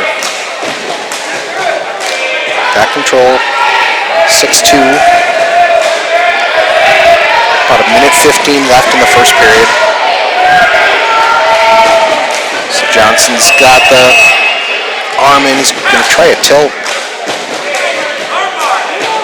Been strolling down memory lane quite a bit tonight. Carson Johnson be another kid I can tell a million stories about when he was new to Gilbert, just moved there, and I got to spend some time with him in a classroom setting. Got to know him really well and enjoy my relationship with him. As Carson gets some back points, going to get 2. Always says hi to me when he sees me. He's one of those kids, pretty consistent about that, where he'll greet me. Acknowledge your presence. Oh, yeah, I appreciate that. Not every kid does that, but he's one that definitely, your son would have been in that category. He's. I do appreciate that. That's one of the benefits of working with the youth here in and you do it a lot. We coached baseball together last summer. You appreciate that. 25 seconds to go in the first period, 8-2. Carson Johnson leads Mitchell from. It's always fun when you see a lot of the kids you work with and they're excited to see you and they call you coach and then. Yep. There's nothing I love more than to hear hi coach. I see one of my former kids and I got a text tonight from Evan Johnson. We were talking about him earlier and it was, hey coach, is the game going to be on? He still calls me coach. Yeah. He's been out of high school for a couple years now and playing professional baseball, and he still calls me coach. His dad still calls me coach, which is kind of weird. Kurt still calls me coach. I call him Slim because he runs Slim's Fruit Stand up there in Story City. Did you know that? Evan Johnson's dad, yeah. Oh, wow. Kurt, his dad, Kurt. Slim, I've heard him described a lot of ways, Kurt Johnson, but Slim generally not one of the names that you hear him. He's trim. He's not. I'm just saying he's just not. He's not a slight guy. Go to the second period now, and Carson Johnson with a commanding 11-2 lead. And nice fireman right carry. Back. I was going to call that the fireman carry. I'm sorry. That's all right. It's so rare to see a good one. I got excited. He's got his head and arm locked up. Needs to walk up towards. There you go. That's pretty tight. Minute and a half to go is what Mitchell's going to have to figure out a way to get out of this. Yeah. Johnson's got a lot of time left on the clock. Mitchell's not in a good position. They're going to call the fall in the second period. 34 seconds into the second period. That'll give Gilbert a 9-0 lead over Boone. I can smell a hot dog, and I got to be honest with you, Chad. It smells pretty good. I do think the hot dogs here at Gilbert are delicious. Pretty sure they are of the all-beef variety. Actually, I see one of the towel boys over there enjoying. Carter and Matt, too, is just working on a hot dog. Aiden Carr is going to go against, we think, Jaden Angle or Hunter Williams, one of the two. Jaden Angle. Jaden Angle, I just heard it over the loudspeaker. Up next will be Joel Airmore at 182 for the Tigers. I don't know if we're going to have any more JV matches or not. If they do, we'll call them, though. We think those JV kids are awesome, and we'll call the action there. Probably just depends on how many kids the other towns are bringing.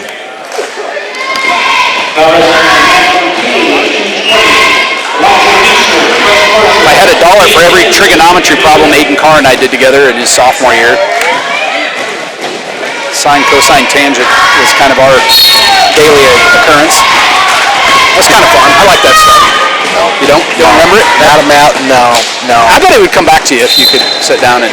Now with the calculators, it really takes all the. Remember, we used to have. You had to go to the back of the book. There was like a chart with all that in there, or there was a poster on the wall in the math room. Yeah. I know you're a lot younger than me. Maybe you guys had the calculators. We did not have the calculators with that. Well, I mean, I think I had a geometry calculator. I don't know. I mean, to be honest, the fact that I work with a lot of money at my job would probably terrify my math instructors in high school. So Carr and Angle kind of shoving each other around here. No score a minute into the match at 170.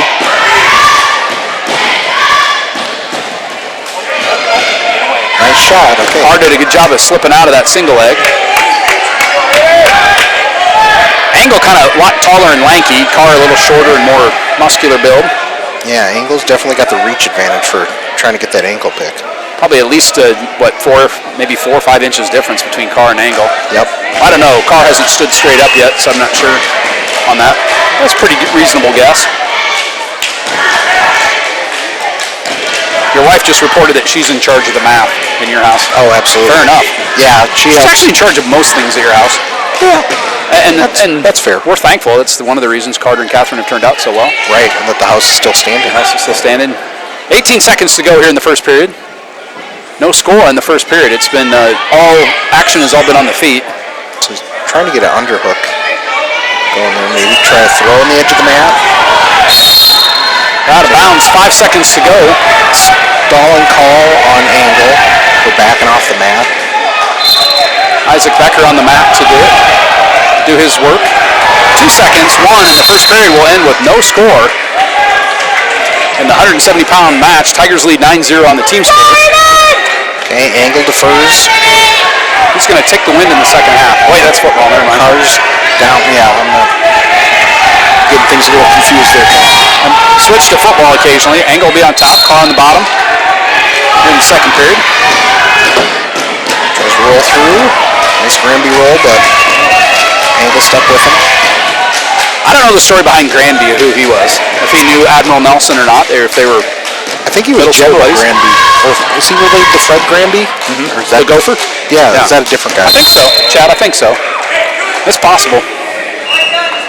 Fred Gopher Grandy, there's a name we haven't heard in a while. He was a big name in politics. He's probably got to be getting up there. And Fred Grandy, if you're listening in, we don't mean to make fun of how old you are, but you've been around a while. I remember him walking through the 4th of July parade in Lake Mills one year. Gopher, one of my favorite characters. Aiden Carr gets the escape from the bottom. I guess you can't get an escape from the top. I learned that doing the track wrestling. You can't give somebody an escape if they're on top. It doesn't let you? No. That's awesome. That's why you got to make sure you get who's on top correctly. And who's on first and what's on second. You know the spiel. So both men on their feet here. They sprawl and go out of bounds.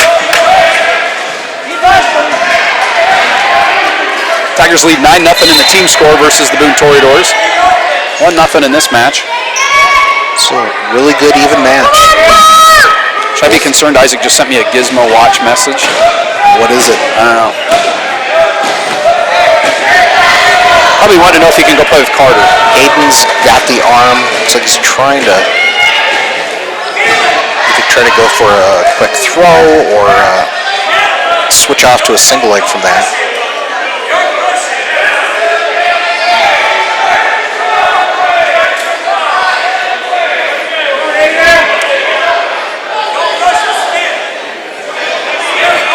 Oh, I forgot I brought this up here. A drink of water. I was getting a little dry. It's behind him. Trying to look.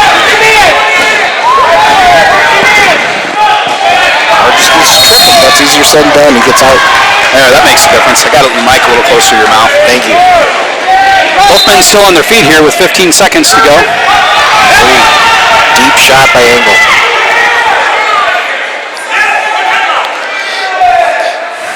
Yeah, I don't know enough about wrestling to probably provide, a solid analysis on Aiden Carr as a wrestler, but he's a really, really tough kid, very scrappy, and I think that disposition really bodes well for him in wrestling. Just like that, where Angle had a really good single leg here, and Carr got out of it, stayed off the mat. So over the third period now, it's just 1-0. Aiden Carr with a precarious 1-0 lead. He'll start on top here in the third period.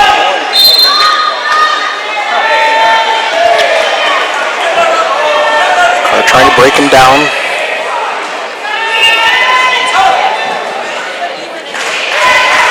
Angle not doing much of anything, but waiting for Carr to make a move. That ties the score, the escape for Angle. Minute 35 left in the match.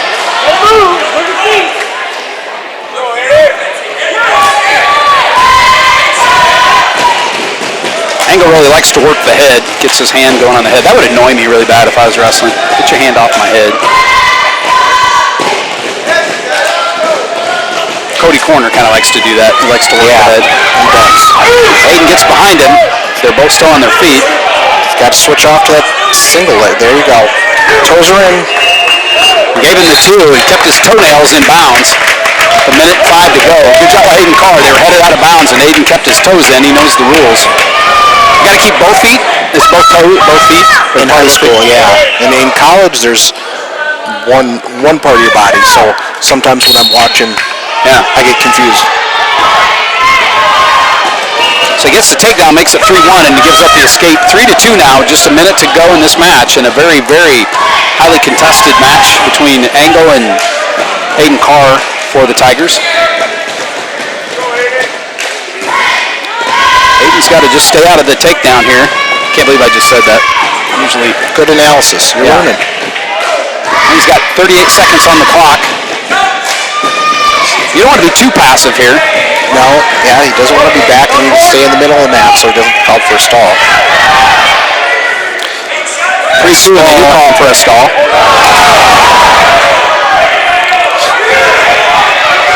Clark kind of lost his balance and ended up on the mat. So both might have been called for or cautioned for stalling. So the next one's a point, correct? A point, penalty point for the next stall? No, you get 2 warnings. 2 warnings for that, okay. 14 seconds to go here. The headlock on him, front headlock. Isaac Becker on the scene.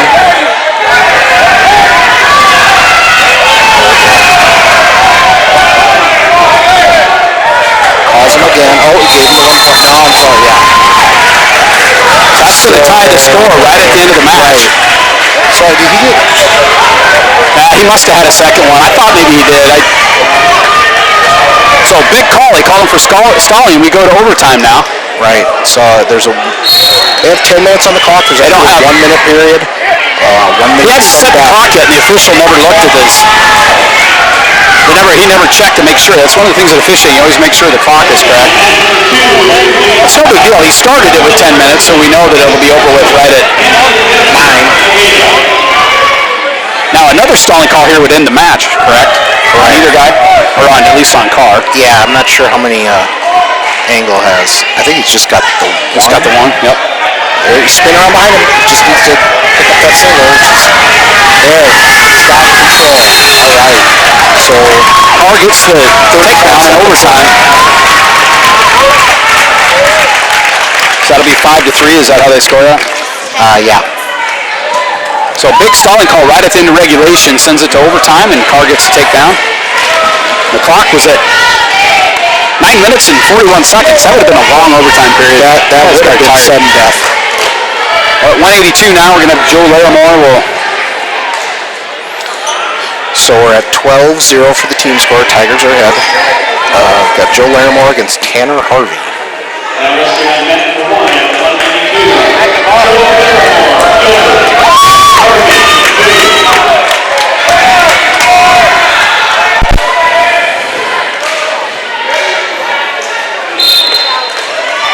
Talked to Joe's dad, Doug, out in the hallway in between matches on the way back from the restroom. That's always entertaining. Doug Larimore, one of my favorite dudes in this community. Oh yeah, with the stalling, sorry, 1 warning. 1 warning, okay. 1 warning. So they both had one at that point, the next one. Right. So Joe's got a front headlock and an underhook. Oh, he's in deep on that shot. He looked like he was going for a fireman's.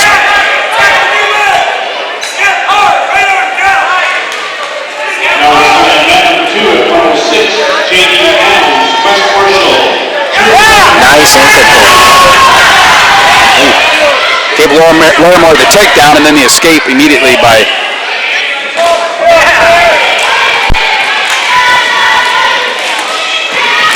Tanner Harvey. Harvey's a big muscular kid. He is. Gets the takedown. So 3-2 with about 50 seconds left in the first period. Tigers team score up 12-0 over Boone. So 4th match of the duel. Not sure Larimore was ever got taken down in his first match.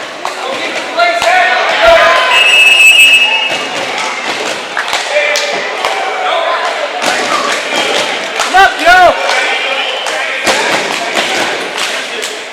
106-pounders on the other mat. We didn't have any 106-pound match in ours. Looks like team scores now 21-18. So I think the Vedas come roaring back. Oh no, I'm sorry. Harvey's got a half Nelson on Larimore in a bad spot here. He's going to get some back points. Scoop the head. Oh, Joe.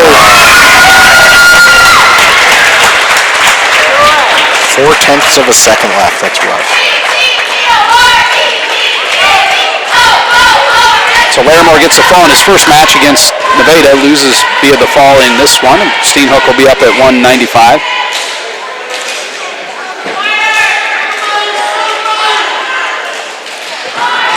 see who he's going to wrestle. McGuire Bryant, there's a cool name. McGuire Bryant. I'd say attorney would be a good career for him. That sounds like the law firm of McGuire Bryant. McGuire Bryant McGuire. The attorney in the movie I just saw the other night, about the Olympic bombing. Richard Jewell. How was that? That was good. Kind of long and a little slow, but it was a good movie. Yeah. It's an amazing story. But the attorney in there was Watson Bryant, which I believe was not the Richard Jewell's attorney's real name. I think they used a made-up name. Single switches off to a double. It's got the 2. This is Jacob Steenhook. I almost said Cole Steenhook. That was his big brother. Could you imagine those two wrestling in the basement, just busting furniture and stuff, and lamps going over? I could just hear Wendy at the top of the steps. Chad, get down there and get him to stop. If that doesn't work, Chad just release the goats, right? He's out tending to the goats, so he couldn't do it. Yeah.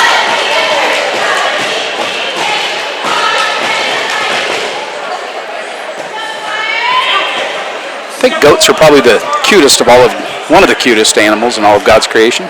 You drive by a farm, you see some goats, it's hard to not go, oh, that's kind of cute. Goats, I like goats. I don't say that about cows. They'll just make me hungry. Like I'm going, oh, that's a nice big ribeye walking around. The pigs, I think of bacon. I look at their ribs and go, yum. Yeah, bacon. 45 seconds to go here in the first period. It's 2-0. Jacob Steenhook leads McGuire Bryant. Bryant's going to get the escape now.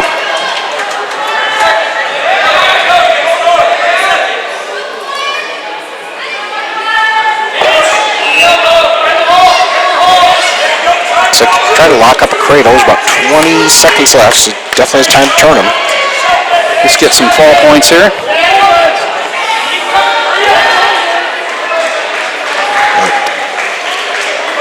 Wingard is fighting for all his worth. 9 seconds left. He needs to scoop his leg.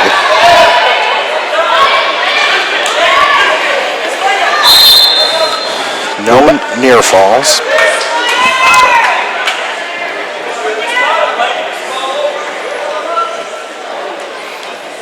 Bryant will start on top. Steenhook will be on the bottom here. So we start the second period. He leads 4-1. Tigers lead 12-6.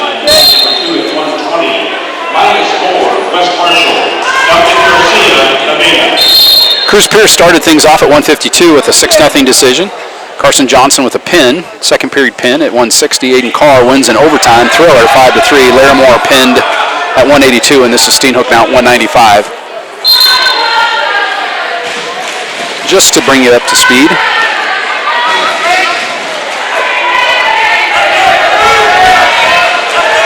We're down to 3 viewers. Hey, we're glad if you're listening. I think a couple of them are my parents, so that doesn't bode well. Our average watch time is up, though, so we've been less offensive this time. Steenhook's working for wrist control. I'm guessing Linda Clark is watching. I think she's got a great nephew that's wrestling for Boone this year, so I'm guessing she's probably still in. Yeah. Oh, I forgot to mention that her great niece Autumn Sharp is the student manager for the Boone wrestling team. She wrestled her freshman year. Wrestling Gene runs deep. Jim Clark, her brother, is one of our volunteer assistants.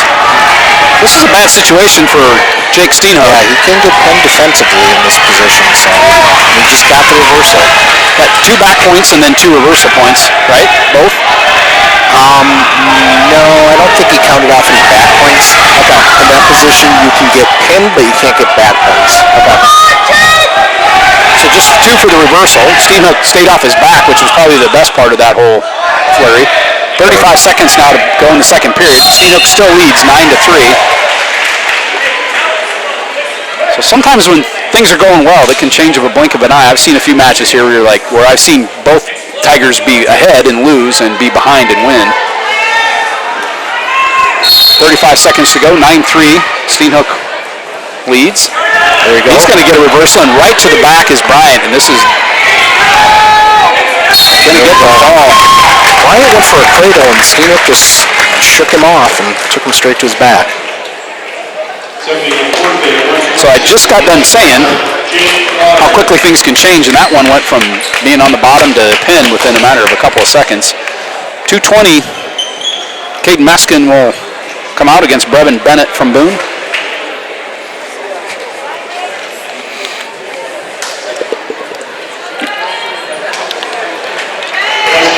Carson Johnson, kind of the part of the greeting committee at the scorer's table, where he gets guys kind of warmed up, kind of like what was Muhammad Ali's guy? What do you call him? Who was his corner guy? Lou Duva? Lou Duva, kind of the Lou Duva of the Gilbert wrestling team.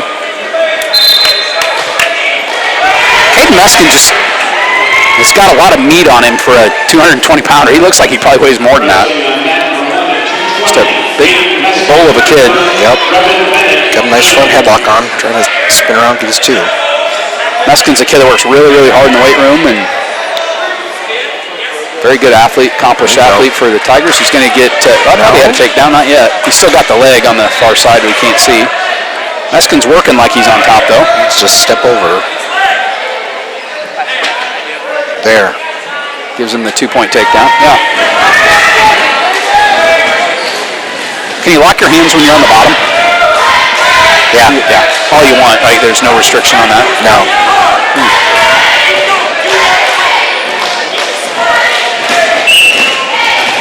It's not really, I don't know what advantage that would give, so it's okay to do that. Well, if you were hanging on, trying to hang on to a leg so you couldn't give up control, that's all I was thinking. Oh yeah, that's okay, because that's part of getting a takedown. Meskin leads 2-0, under a minute to go in the first period. Tigers lead 18-6. We'll have one more duel after this where West Marshall and Gilbert will hook up. Looks like West Marshall brought a pretty deep squad, so maybe we'll have some JV matches there.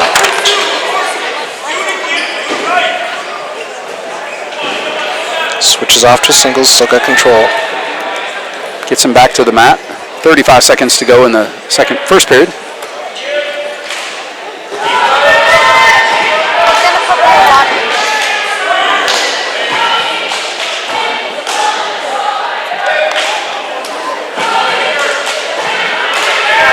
Looks like Isaac's traded off with Corbin Bentz on the towel boy responsibilities.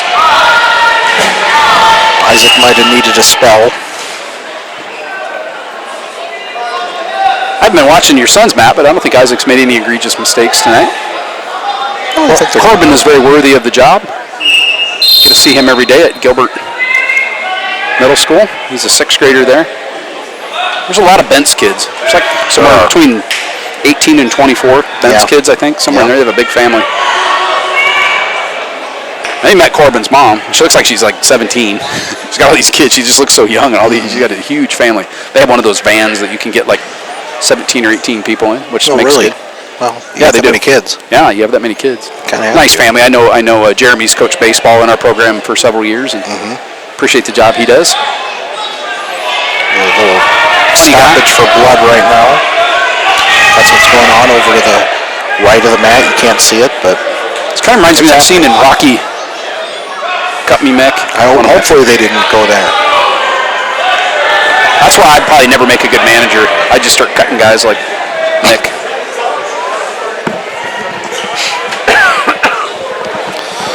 Okay, so we got the blood cleaned up. Start of the second period. Meskin will win the decision. This official's been really good at looking at the Gilbert coaches and asking them what they want. He's going to defer.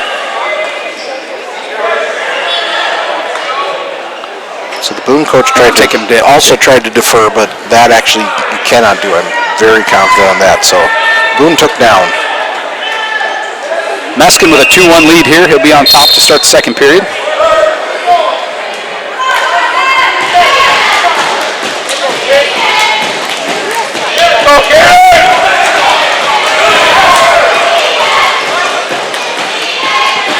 Meskin's trying to work a tilt there. Help if he kind of secure the arm.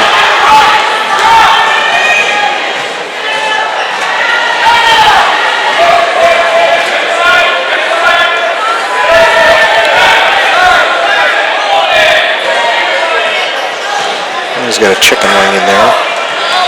He's going to try to run that. Gets wrist control, might be able to turn him. Or he could put a half in and go the other way.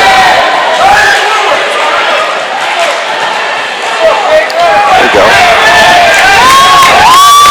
That's going to really crank him out of There you go. He's got him stacked up. He's got him locked in pretty good. Oh, kind of wiggled out. Yep. He's going to roll and get the 2-point near fall, make it 4-1 with under a minute to go.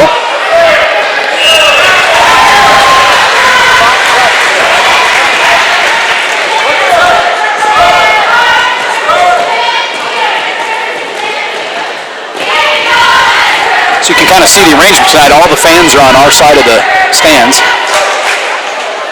Kind of nice to work on the other side, but we don't have an internet connection over there to plug in. Oh, okay. So it's kind of nice. You can run off the Wi-Fi, but it's kind of dicey in this business. You like to be plugged in. You don't want to take bandwidth from track when they're needed. Well, Well, our neighbor Lily over there. Yeah, I saw her and Dawn right over there. Jake's mother. She's a delightful lady. So we got a stalling call On Boone. Boone. Gives 1 point. Must have been his second one. This is how the second period will end. 2-1-0. 5-1 Meskin leads going to the third. 18-6 Tigers lead on the team score. So West Marshall, Nevada is done 51-30 in favor of West Marshall, I believe. We got a lot of matches left. We're going to have some more blood work done here. I think Meston's going to go over and get cleaned off too. Need to. Gilbert and Boone, if you have any JV matches, you can send them to mat number 2. So Gilbert and Boone does have JV matches. Those are going to move over to mat 2. So we'll try to give you some results of those. We won't have video, but we'll try to keep you up to date on how those are going. If you're watching in, sorry, we don't have a cameraman tonight, so we kind of got to leave that stationary. I could probably do it, but we'd all get seasick watching this. Yeah. We'd get like motion sickness. Now, I heard we were working on a multi-camera setup, so you can picture-in-picture type thing. We do have that little white box on the other side. So what they can do for that is they could have just taken one of those cameras, pointed at that map, the other one like that, but there's no audio and there's no score. Actually, they have a third camera they could have put up on a scoreboard. So I don't know. That might be better than what we're doing. I don't know. People probably like to listen to us. We're back up to 6. We've doubled our viewership here in the last 10 minutes. So that's something that Tim Pizzetti put in. So games where we can't do this, we can put that on, and you can at least watch the game and know what the score is. Oh, that's cool. Yeah, and Friday night, they won't have that. They'll have us. It'll be Troy Stout and I. And we're not finished out our crew yet. We got a couple other guys we're trying to get in the mix here, so we don't really... But Troy and I will handle... At least one of us will be on both those broadcasts. We'll have the Nevada Cubs will be in town.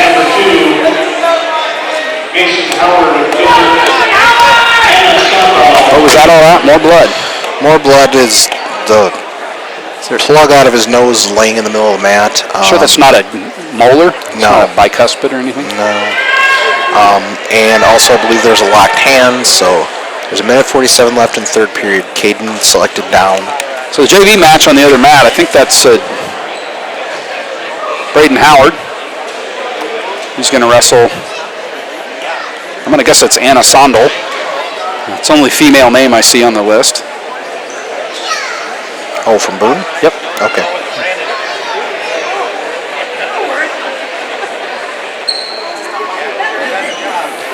This is about the third time I think this match has been stopped due to blood. Coach is not using universal precautions, no gloves as he cleans up the blood. I used to teach bloodborne pathogens at a job I had one time, so I'm very well versed in blood cleanup. I would say they're like Coach Otter, kind of like Chuck Norris, and doesn't fear bloodborne pathogens, you know? They probably fear him. So I think what we saw that was a cotton ball that was on the what do you call it? One of those little things you jam up your nose. What do you call those? A cotton ball? Like a nose plug? Nose plug. Is that what you called that earlier? Yeah, whatever. That's what came out, and so it. Not a bicuspid, despite rumors to the contrary. It looks like a tooth, kind of from here. So I was wondering if Caden Meskin could make sure we don't have another blood timeout. Let's just finish this match off here. So Caden gets one for the escape. He's up 6-1 with a minute 30 left. Spin around for a nice takedown. Lets him up 8-2. If he secures another takedown, we'd maybe be looking at a major decision. That cotton ball flopped out again. It's laying in the middle of the mat. Well, it could give him 2 points for the cotton ball takedown as There you well. go. And they stop it again. 10-2 with a minute 5. Clock stops at a minute 4. This is one of my biggest fears of Isaac wrestling is that he's a bleeder. He gets bloody noses really, really easy. Oh, really? Yeah. He's had a few. He had one night. Maybe you weren't there, but he had one night at wrestling where Coach Goebel told me that they had to pack his nose. And Oh yeah, were you there? I think I was involved with the packing of the nose.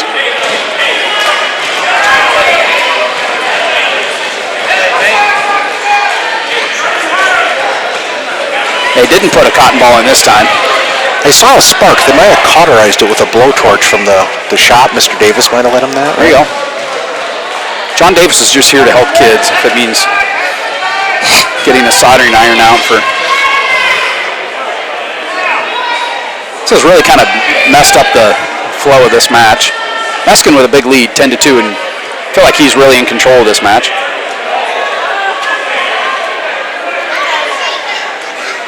I'm not sure what the rules are in high school for Lead time. blood time. Yeah. Well, I'd think they'd be about out of it, wouldn't they? Well, you I get would like think 5 so. minutes total, I think. They got to be getting close to it. Well, I think it's 5 minutes. There's a module on track that I know monitors it, so. Okay, so there's minute 4 left in the third period. Caden's on top. He's up 10-2, excuse me. In the duel, Tigers are up 18-6. Caden hanging on. Nice trip to keep him down. Was very adept at tripping. It's one of the few sports where tripping is actually encouraged. Every other sport, it's kind of illegal. Yeah. They changed the rule in high school football now that you can't trip the ball carrier anymore. Remember when Carson Johnson did that at Rolling Story a couple years ago? Were you there? Couldn't catch him, so he just did a leg sweep, kicked the kid's feet off from underneath him. The crowd goes nuts. The Rolling Story bench goes nuts, but it was legal at that time. It's not legal anymore. You used to be able to trip the ball carrier. You couldn't trip anybody else, but the guy with the ball, you could trip him. Oh, Carson Johnson probably saved a touchdown on the play. One of the more unique plays I've seen in my broadcast days. There's 11 seconds left. Caden's just going to ride him out. 5 seconds left. Braden Howard on his back here. Not in a good spot. So Caden Meskin with the victory, 10-2. They'll get 4 points for the major decision.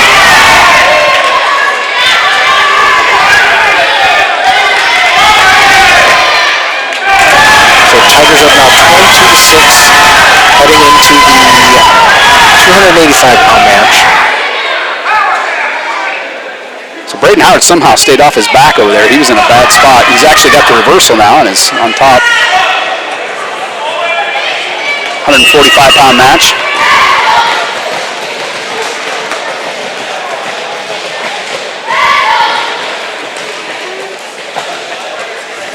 Boone wrestler has a bloody nose. Maybe it's something in the water. Looks like Lou Duva over there warming up. Jacob Teresi. I don't know if this is Hector Garcia that he's wrestling or Devin Miller. We'll hear what John Kinley has to say. John Kinley, the PA announcer. Now wrestling on mat number 1 at 285. Jacob Teresi, Gilbert, Garcia, Boone. Hector Garcia will take on Jacob Teresi. 22-6, Tigers lead on the team score. Kind of surprised they let him wrestle with that ponytail. I figured you'd have to have it secured under a hair thing.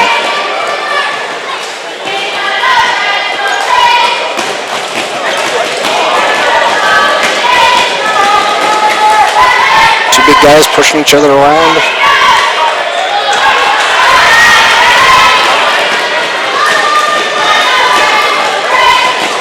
It's like Teresi's trying to pop the elbow up, get a duck under there.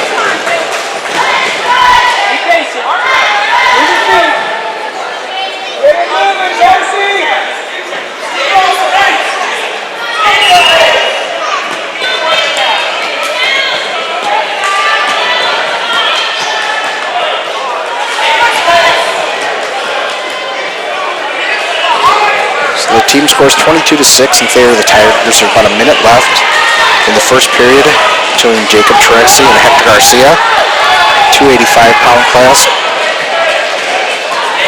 They're just pushing each other around, doing what the heavyweights do. Yep, this is pretty typical of a 285-pound match. Yep. A lot of low scoring. State tournament when Eli Harris was, I think all of his matches were 2-1, 2-0, 3-2. Remember he wrestled Iowa offensive lineman Tristan Wirfs down there. Did you go that year? Eli Harris got to wrestle him. Tristan Wirfs was probably headed to the NFL this year. He wrestled him tough too. So 20 seconds left in the first period. No score.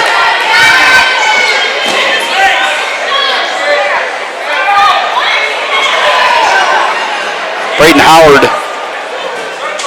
leads 8-4 in his match. He's on top now. Oh. Garcia got a single leg and a high single, but time ran out as Corbin Bentz struck the referee. Boone defers. Teresi will take down. Howard up 8-4 in his match. He'll take down. They have him as the visitor over there, but he is the visitor. They just gave him 2 points for a takedown.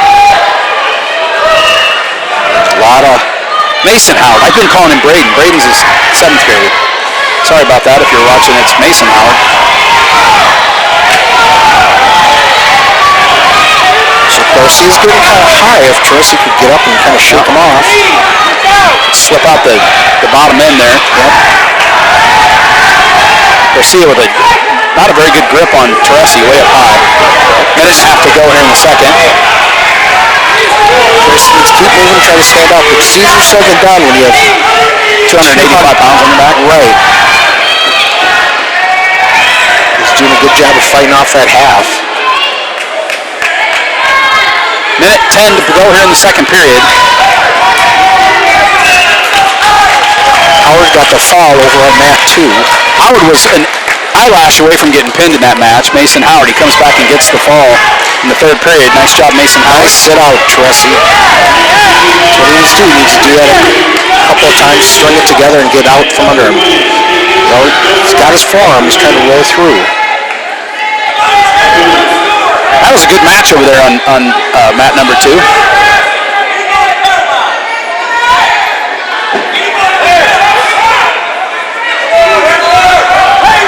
See who's up next here. I think that's Tate Gibson. Teresi spins the I think that's safe to say that is the most acrobatic thing that Teresi has ever done right there. He kind of did a cartwheel out, but Garcia stays on top. Right. Tate Gibson working his guy. He's going to get the takedown over on mat 2. 8 seconds left over here. Second period, still no score in this match between Jacob Teresi and Garcia from Boone. There's the end of the second period. Might have smacked that towel, splashed too soon. Both periods ended with near scores. So the third period now, Garcia's going to take bottom, which gives you the chance of getting an escape. It'd be hard to imagine in this match there being any near fall points. Neither wrestler's been even close to that in this match. Gibson gets a pin over on mat 2. Tate Gibson. 45 seconds over there. The youngest of the Gibson clan.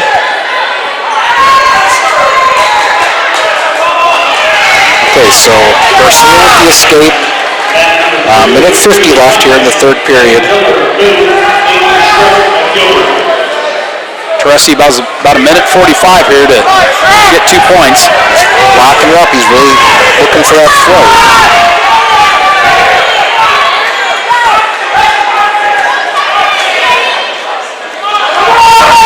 Teresi definitely the aggressor. Going after him. He's got him. Okay. They're going to call stalling because Garcia backed out of the ring. I believe that's why they call it. Yes. Walk right off the mat. I'll tell you, if I had to wrestle Jacob Teresi, that's what I'm doing all night. Minute 15 to go here in the 285-pound match. 1-0 Garcia from Boone beats Jacob Teresi from Gilbert. Tigers lead 22-6, and the team score. Teresy's got about a minute now to get a takedown. A stalling call on Boone would give Teresy 1 point and tie the score. Teresy really digging in hard. Got him locked. There, he's got that trip. Throws into his back. Pinson takes him right to his back. Gets the takedown. He's going to get some ball points. And he pins it. It's been a great match at 285. Jacob Teresy with the fall with just 40 seconds to go in the third period. That was a good match. That was a great match. Both those guys worked really hard. So to kind of recap the scoring, 152 is where we started. Cruz Pierce with a 6-0 win. Carson Johnson with a pin in the second period at 160. Aiden Carr win an overtime thriller, 5-3. Larimore got pinned. Going over to mat number 2. I think that's the Shrek kid. He gets the pin.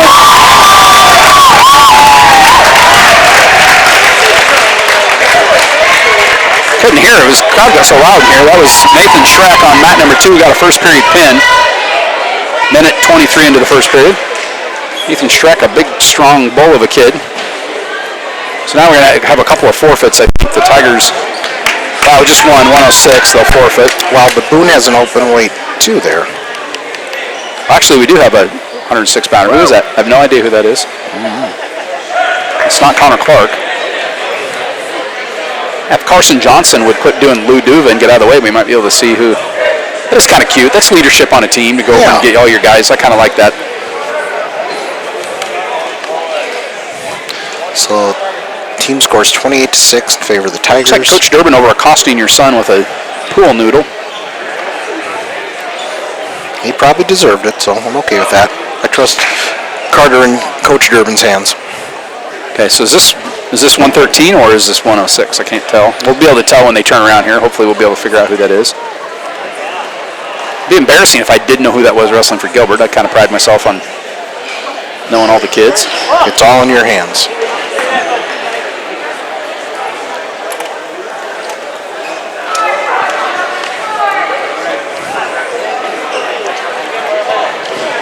We will not have a lengthy post-match show. We're going to go off the air quickly and because it's time for bed. It is time for bed. For the Towel Boys and the broadcasters. Yep. We got to get. Where's Isaac? Where did he go? If Corbin's going to be here, I might send Isaac home. I'll let you kind of filter through. I'm going to do some parenting. Okay. And I'll be right back on.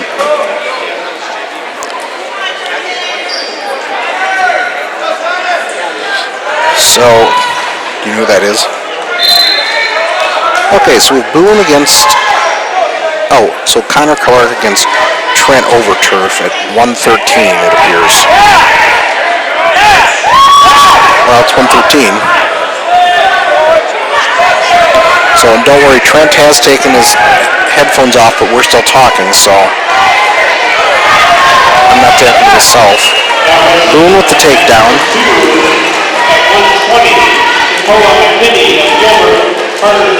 2-0 in favor of Boone with about a minute 25 left.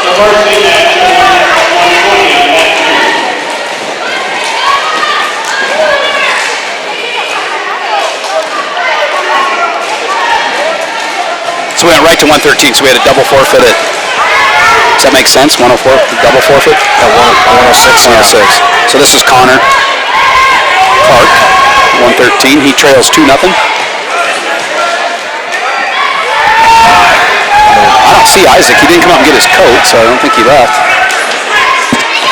Yeah, we got to do broadcast and parent tonight. Sorry, double duty. Yeah.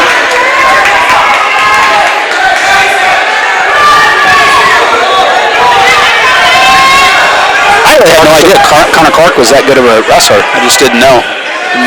Good kid. Clark moving on the bottom, trying to get away. There, gets his escape, so 2-1 with about 30 seconds left.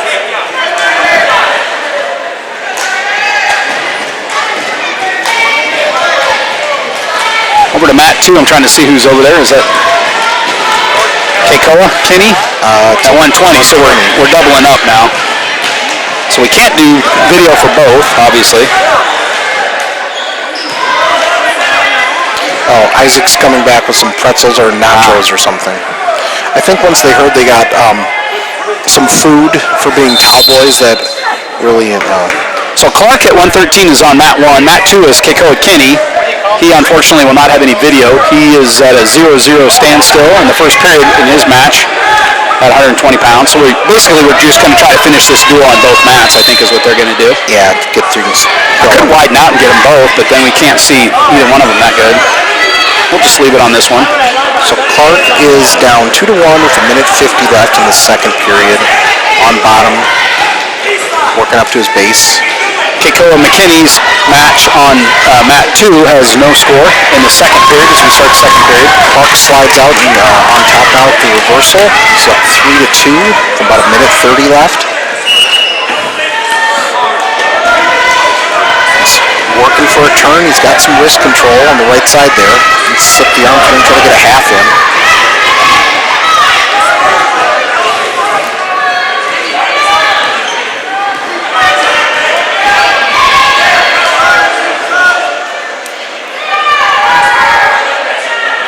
Still working 2-on-1 on the right arm.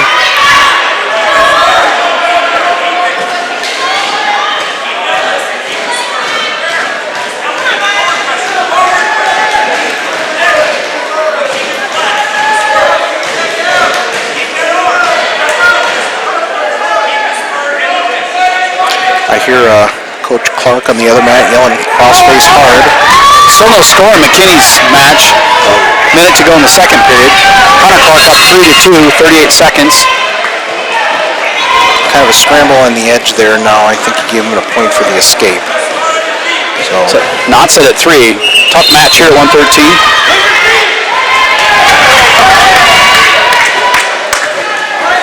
Minute to go in McKinney's match on mat 2. No score in that one.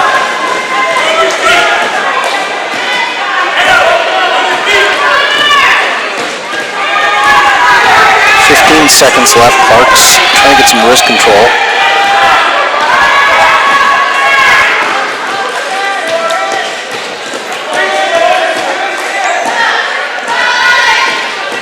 Three seconds to go here in the 113 match between Connor Clark and Boone.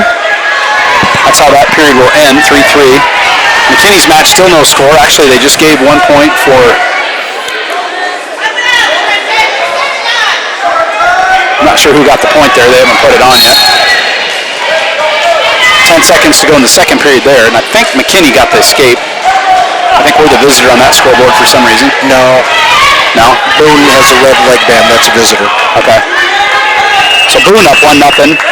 McKinney trails in that match. Over on 113, Clark's opponent, over turf, got an escape, so there's about a minute 35 left. Over turf's up 4-3.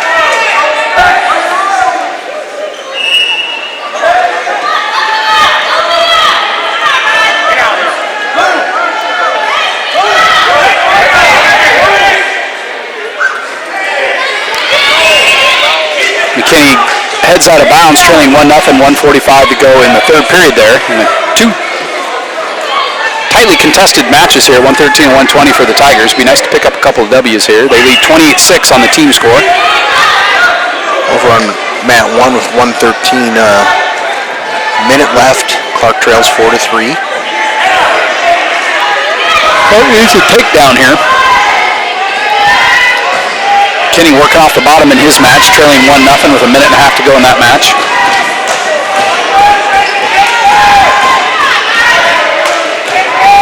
About 40 seconds left. Clark needs to make his move. There he goes, takes a shot. Good sprawl by the Boone wrestler. Over turf, gets around behind him.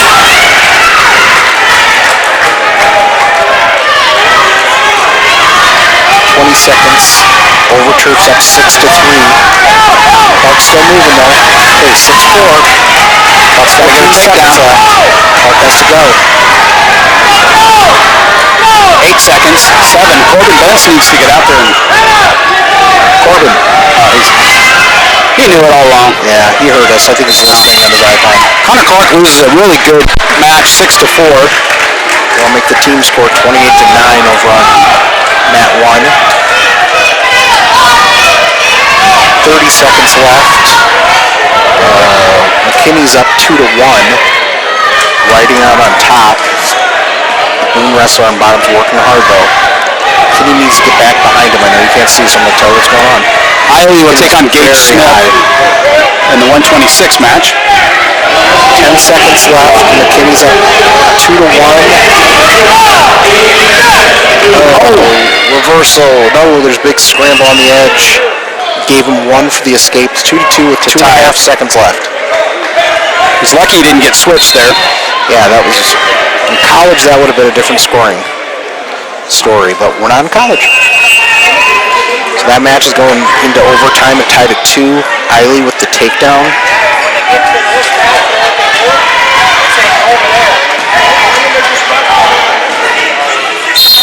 So again, McKinney's match is 2-2 headed to overtime on a last-second escape by Boone to tie it up.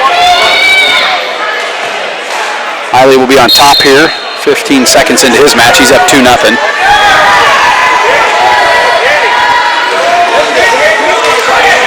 He's got the tilt, got the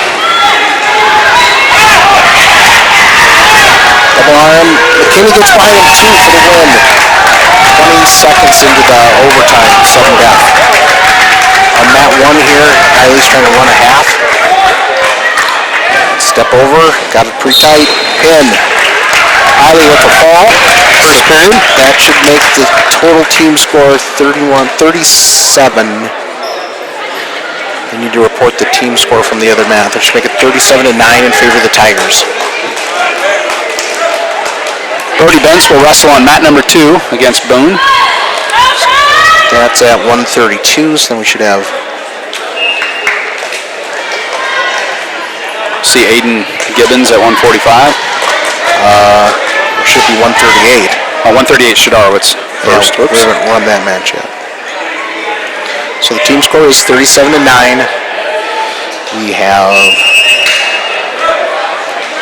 We started 52, Trent, so we got 3 matches left.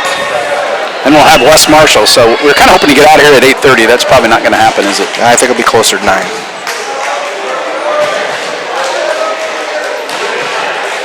Probably be in the doghouse with my wife on that. So Emily, if you're still listening, if you could kind of maybe call Tina on her way home here and smooth things over. Not really sure why she would do that, but this is Joe Ante at 138. He gets the nod. So does Shadorowitz. Ante gives up the takedown to start his match. Bentz gets a takedown at 136, and he's got it. He's lifting his head over there. Lift that head up and look up towards the lights. There you go. He must have heard you. What did he hear? He looked up as soon as you said that. He might have an earbud. Kids are wearing those all the time. I don't know if you can wear them during a wrestling match or not. Ante gave up the takedown. He's against it. He's down 2-0. 2-0. There's a big scramble, but no dock points surrendered. Bentz gets the pin. So that'll make it 43-9. Ante working at 138 here. We'll have the 145 match will be on mat number 2. Trying to look and see who's going to get the draw on this one.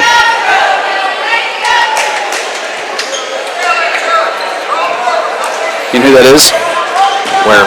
Can't tell. We'll have to announce it. That's Shadorowitz, isn't it? He's going to wrestle 145. So Shed's at 145. It didn't dawn on me that he wouldn't be wrestling that match. It's not that I don't know Jake. I just didn't expect to see him. So Shed wrestled 138 in his first match. So over on mat 1, I believe it's Sharp has a chicken wing in on Ante, but he hasn't been able to turn him yet. Ante's been fighting really, really tough. Ante kind of a wrestling family. Yep.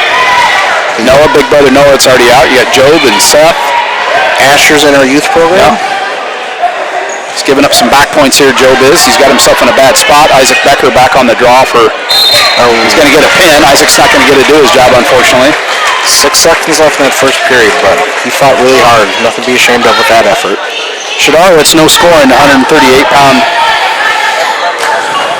I think this is 145, unless this is a JV. This maybe was a JV match, and this is our varsity match. Oh, maybe. Could be. It's confusing. A couple old duffers like us. Well, that would make more sense. They bumped the team score, though, I think, right? Okay, so maybe this is supposed to be 145 over here. Don't know. Well, you think they would wrestle all the varsity matches and not wrestle JV if they're behind in this sequence. Right. So we'll assume that was the case. This is actually 145 over here. Jake Shadorowitz is taking on somebody. That's Wyatt Oppendahl. Wyatt sporting a sweet mustache. Isaac asked me the other night if he could grow a mustache. I said, as soon as you can pop the hairs out, you can grow one. I don't care.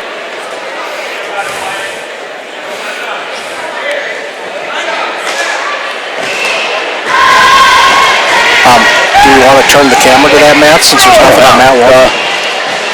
Well, that thought just occurred to me, so. Yeah, it's Jake Shadorowitz's match. Sorry about that. Didn't even think about it. So, still tied at 0. Time expires in the first period.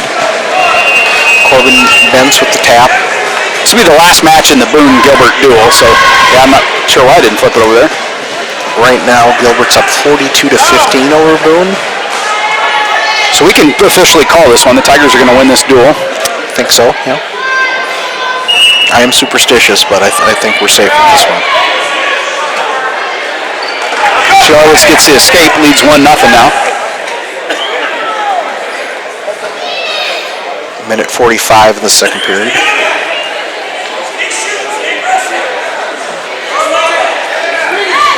Well, outside, let's go!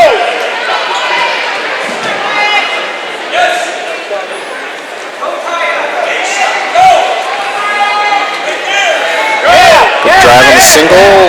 They're out of bounds. Minute 24 in the second period. Jake kind of tried to keep his back foot in, but couldn't really finish the...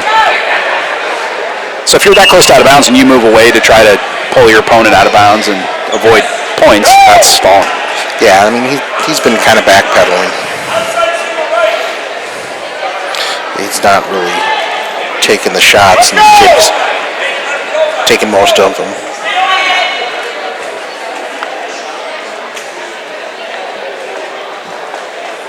Tigers will take on West Marshall here in the last duel, which will be, I would think, fairly quickly.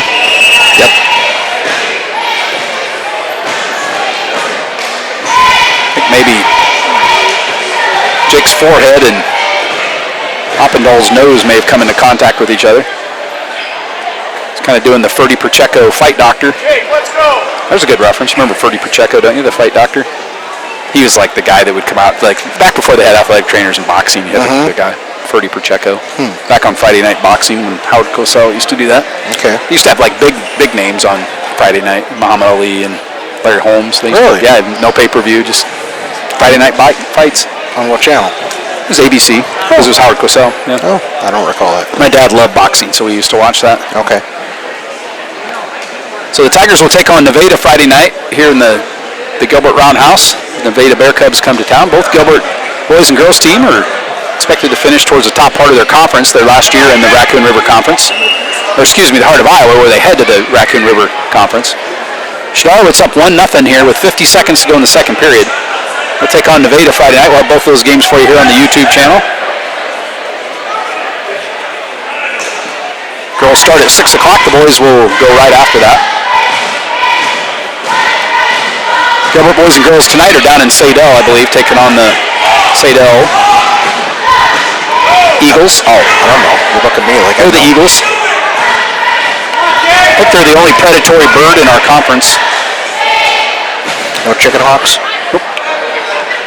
Nope. No Falcons. No vultures? Shed had the ankle, let it slip out.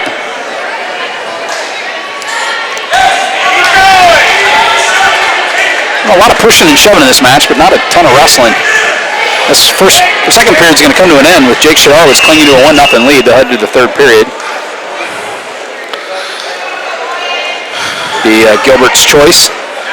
Now we'll take down, I think. While Corbin's taking over for Towel Boys, looks like the original Towel Boys are on a break.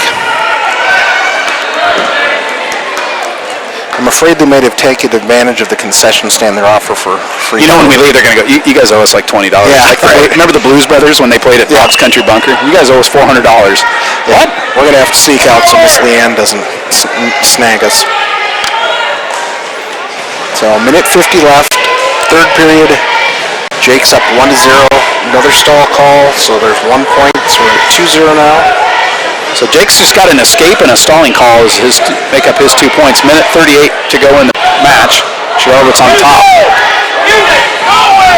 He's working really hard. He's got that arm bar in. So I thought he started on bottom. He must have started on top. Yeah, okay. Originally, Coach Otter had indicated he wanted to be down. Must have had a change of heart. Minute 15 to go now in Shadorowitz's match.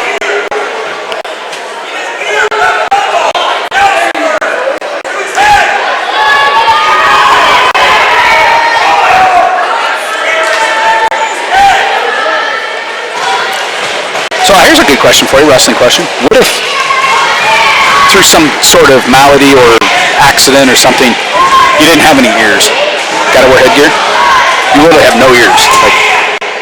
Not like Shrek, not like little shrubs of ears, but like no ears. Would you have to wear headgear? I mean, I think it's pretty much a rule in high school wrestling. You have to wear headgear in middle school. That seems like a reasonable rule. Probably unlikely that would ever happen, but you never know. Yeah, I mean, anything's possible. Bottom man isn't really... See, now they call Shadorowitz for stalling. For a stall call. 24 seconds left. Coach Otter really imploring Shadorowitz to be a little more aggressive here. See how Jake does this. He's up 2-0. 15 seconds to go in the match here, so he doesn't have to do anything heroic, but just stay on top. He could even give up an escape. Doesn't look like that's going to happen. The Tigers are going to win this match and salt away a big win over Boone in a dual match. Clock will run out. 2-0 win for Shed. So that'll bring the final team score to 46-15.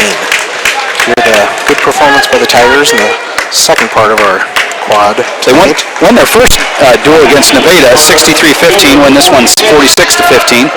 Have a little break in the action. The Tigers will take on West Marshall Trojans. They're over there from like the western part of Marshall County.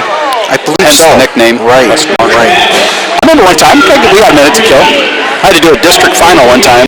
It was at BCLUW, but it was West Marshall versus East Marshall. Battle of the Marshalls. And it was kind of one of those games where there was a lot of squawking going on in both dugouts and a lot of pride. And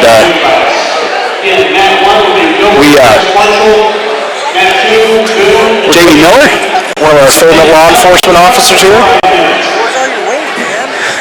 You're looking fantastic. Jamie's liking the cut of my jib. What's that? I said Jamie is checking out my cut of my jib. Been working out, trying to do. Yeah, we're on the air. Yeah. Oh yeah. So don't cuss or anything. I mean, right now there's not much going on, but I really feel like you, Brian Teresi, and Hunter Bowen should not probably be sitting in the same area this close to the microphones. It'd probably be a bad deal.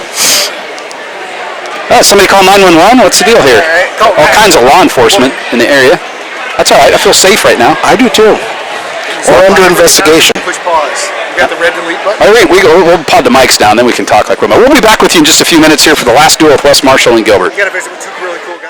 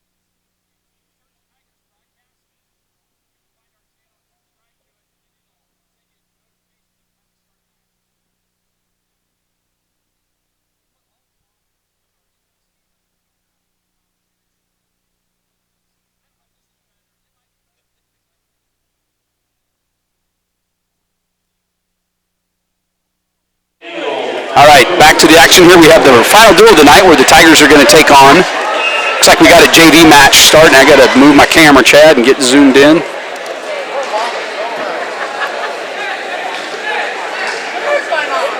Looks like Braden Howard's wrestling a JV match. Does that look like I think it's a JV match? All right, I still have your mic potted down, so let me know when you get her back on there, but we're in good shape. Isaac headed home. He was not really happy about it, but there's a curfew. Braden Howard with the takedown. He's up 2-0. I think that's Braden. I think pretty sure that's who it was. He's going to get some back points out of this. He's going to get 3 back points.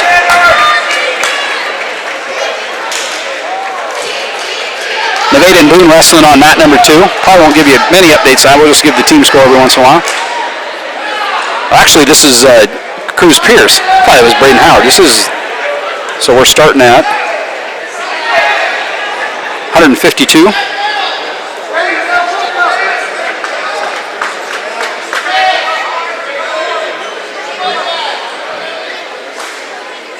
Number 7, match 2 at 195, McGuire Bryant, Boone, Isaac, and Toya.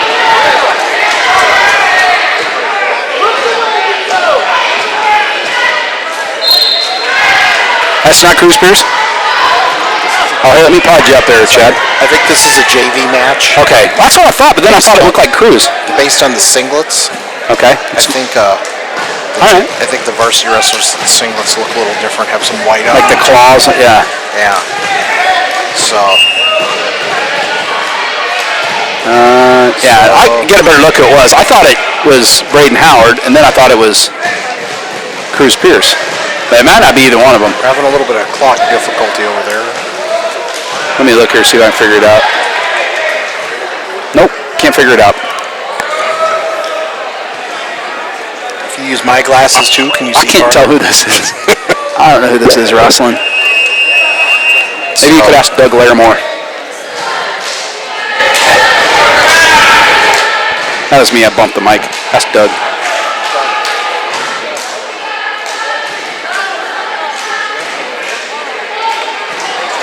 Mason. I called him Braden again. I've called him Braden. Mason Howard. Okay, That's what I thought. So I was right on my original analysis. I thought that was Mason Howard. then you went down a Cruz Pierce path for a while, but now we're back. I thought it was Gordon Liddy. Gee. So It's been a long night. 9-6. Mason's got it. Had himself in a cradle now. He's still in a bad spot. Back to the mat. Trying to get out of there. He's working hard. Minute and a half to go in this period, second period. Howard is ahead 9-6 on the score, but now it's going to Howard's out. Gets the pin. Right into the pin. That is one of those defensive pins where he goes. He never given him a reversal. Never Yeah. called the reversal. So That was Mason Howard. wonderful. So twice tonight I've seen him an eyelash away from getting pinned, and he ended up getting the pin in both of those. His match against the gal from Boone, Oh, yeah. same way. Yeah. So Mason Howard might get wrestler of the night tonight from the JV spot. Pretty good kid too. I don't know if you know the Howard family. They're some nice kids in that family. Yep. Braden's in Catherine's class, a seventh grade, or Hannah's class, seventh grader. So now he's reenacting, showing Coach Otter, who was in the men's room, exactly what happened. It'd be fun if you just put him down and pinned him. Aiden Carr counts out the pin. And all right, so now I think we're to the varsity matches. I thought they said they were going to start at 160 is what I thought I heard. Well, but see again, there's over at the scoring bench. There's a young man with a different. I think those are the JV singlets. Okay, Tate Gibson's going to wrestle now. I think this one's probably a JV one too, but I don't know. We'll see. They haven't awarded any team points, so we'll see how that goes with that. Yeah, I think this is a. I know some of you have been waiting on the edge of your seats concerning the wrestlers and no ears and headgears. And oh yeah, we got a source. Listener Dale Olson, he actually sent us a fax saying he knew a wrestler who didn't have ears and he did wear headgear. Wear headgear. So there you have it. That's how Dale communicates now with a fax machine. Right. I got him that Goes for Christmas. Makes those noises. And Next year he'll be ready for a flip phone.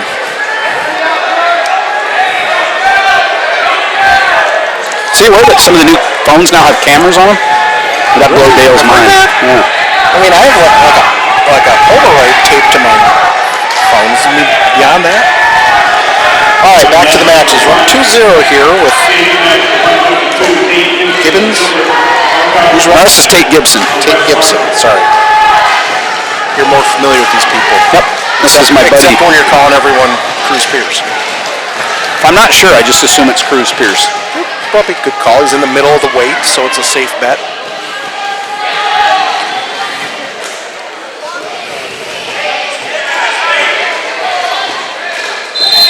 I'm a little concerned because there's Carter. Oh no! He lost control of that cradle. Gives 2 up points for a the reversal. I don't think he had any back points counted off. 28 seconds left in the first period. Ties it at 2, and Gibson's working on getting out of the grasp, working on an escape here with 20 seconds to go in the period.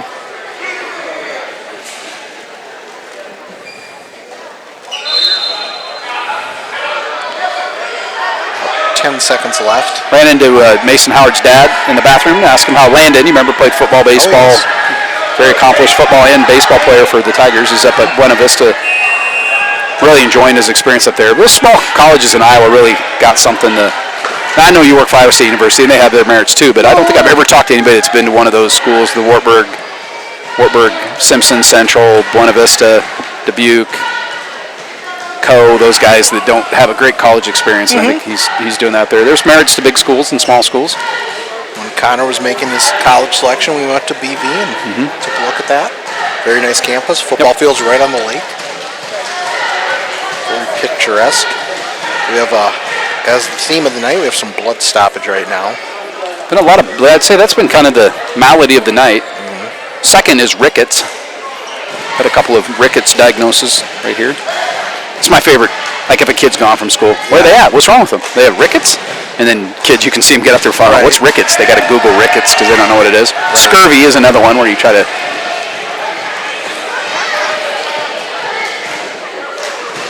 Tate Gibson wins. He's going to defer to the second half. West Marshall will choose neutral. Both men will be up to start the second period.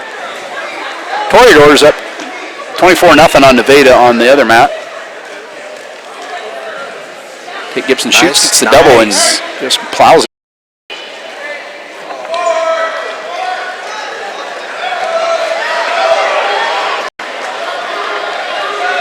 Slips quickly to a half, trying to turn. He's got a minute 40. He's got a lot of time to work on that. One thing Tate Gibson's not going to give up much this year is strength. He really hits the weights hard and said he wants to be a bodybuilder. Said I've inspired him, Mr. Becker's inspired him to. Gets the pin. Yeah, he really is lean and muscular. 32 seconds into the second period, and Gibson gets the fall. Gets the fall. So we have not started any varsity matches here in the duel with West Marshall.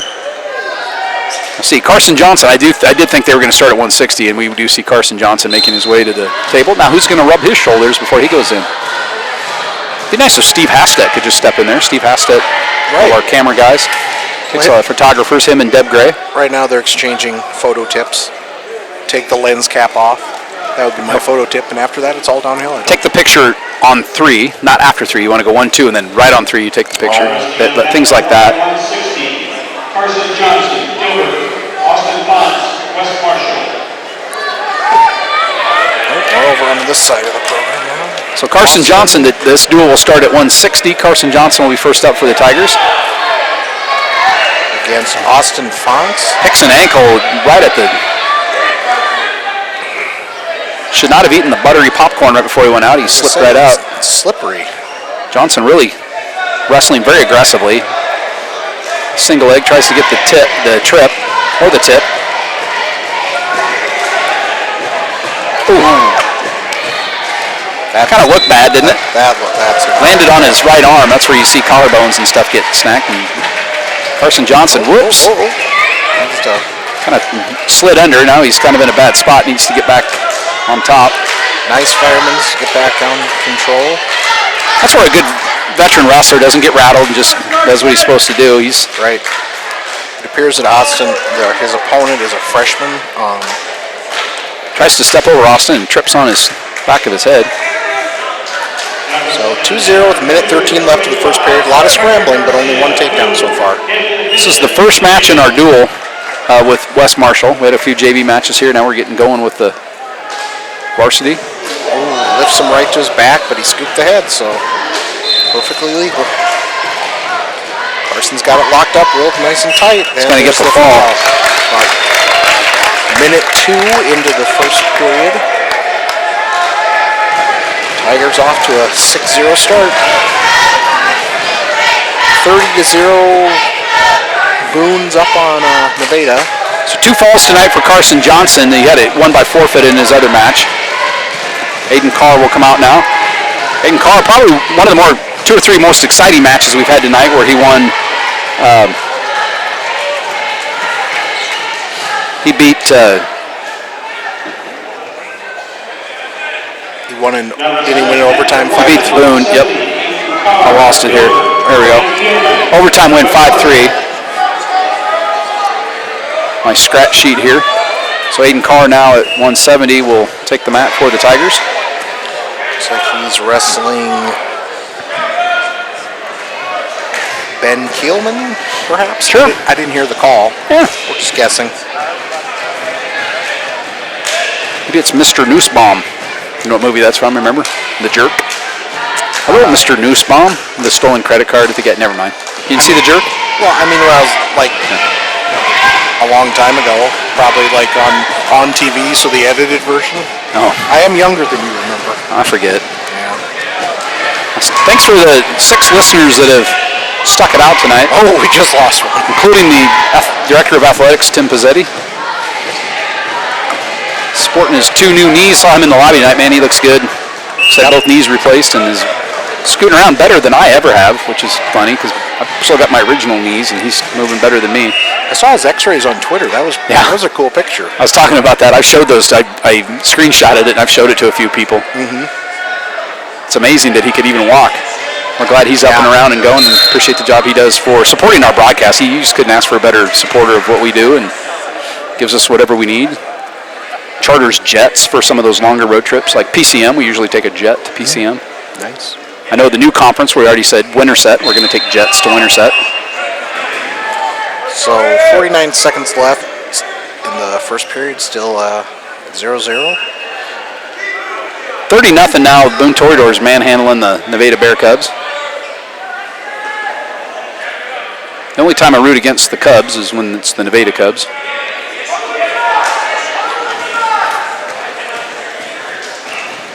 A lot of pushing and shoving. Over on mat 1.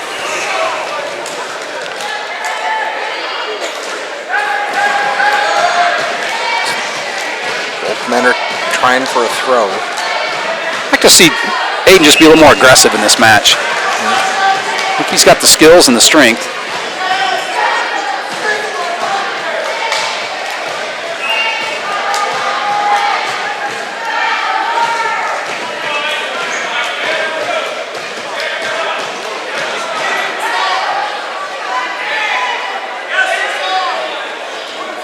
Ooh, trying to throw him to his back.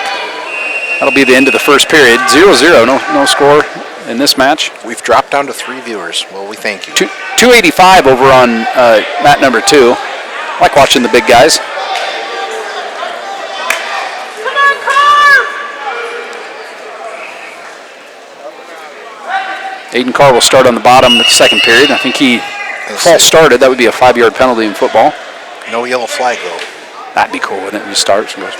That actually means something different. The penalty for false start is different in football. In wrestling, it's a reversal. Carr will get the escape, take the 1-0 lead.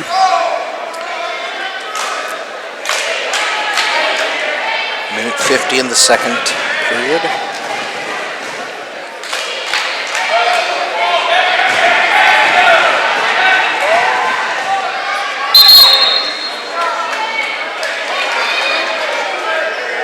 Carr's got an underhook. He's trying to get wrist control so he can take a shot before going for that throw.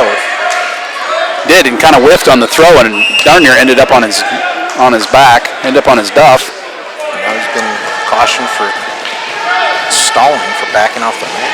I think he thought that he was out of bounds farther out than he was, but got to wrestle till you hear the whistle. 1:15 to go in the second period. Hayden Carr with a 1-0 lead.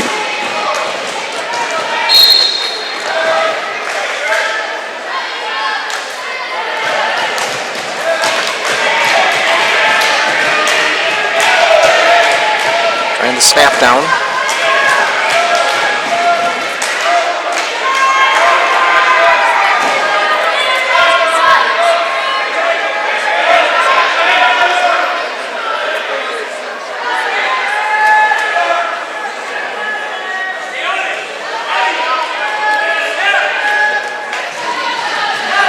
.40 seconds to go now in the second period.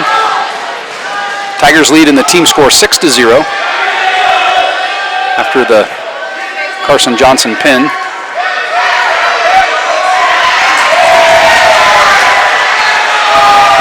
Both guys leaning heavily on each other, but Pin in the 285 match on mat 2. Crowd cheers on their guys. 10 seconds to go now in the second period. This is going to go to the third period, 1-0, barring a miraculous last-second takedown. Carr's got blood on him. Yep, Aiden's got bleeding out of his nostrils. So this will stop with 0.7 of a second. I think they're just going to go to the third period here. Probably don't need a towel boy for 0.7 of a second anyway. So that one you got okay. What's that? I said usually that one you can wing it on your own. You know, as soon as you blow the whistle, you're going to blow it again. Right. Immediately, Aiden Carr being attended to by the athletic trainers.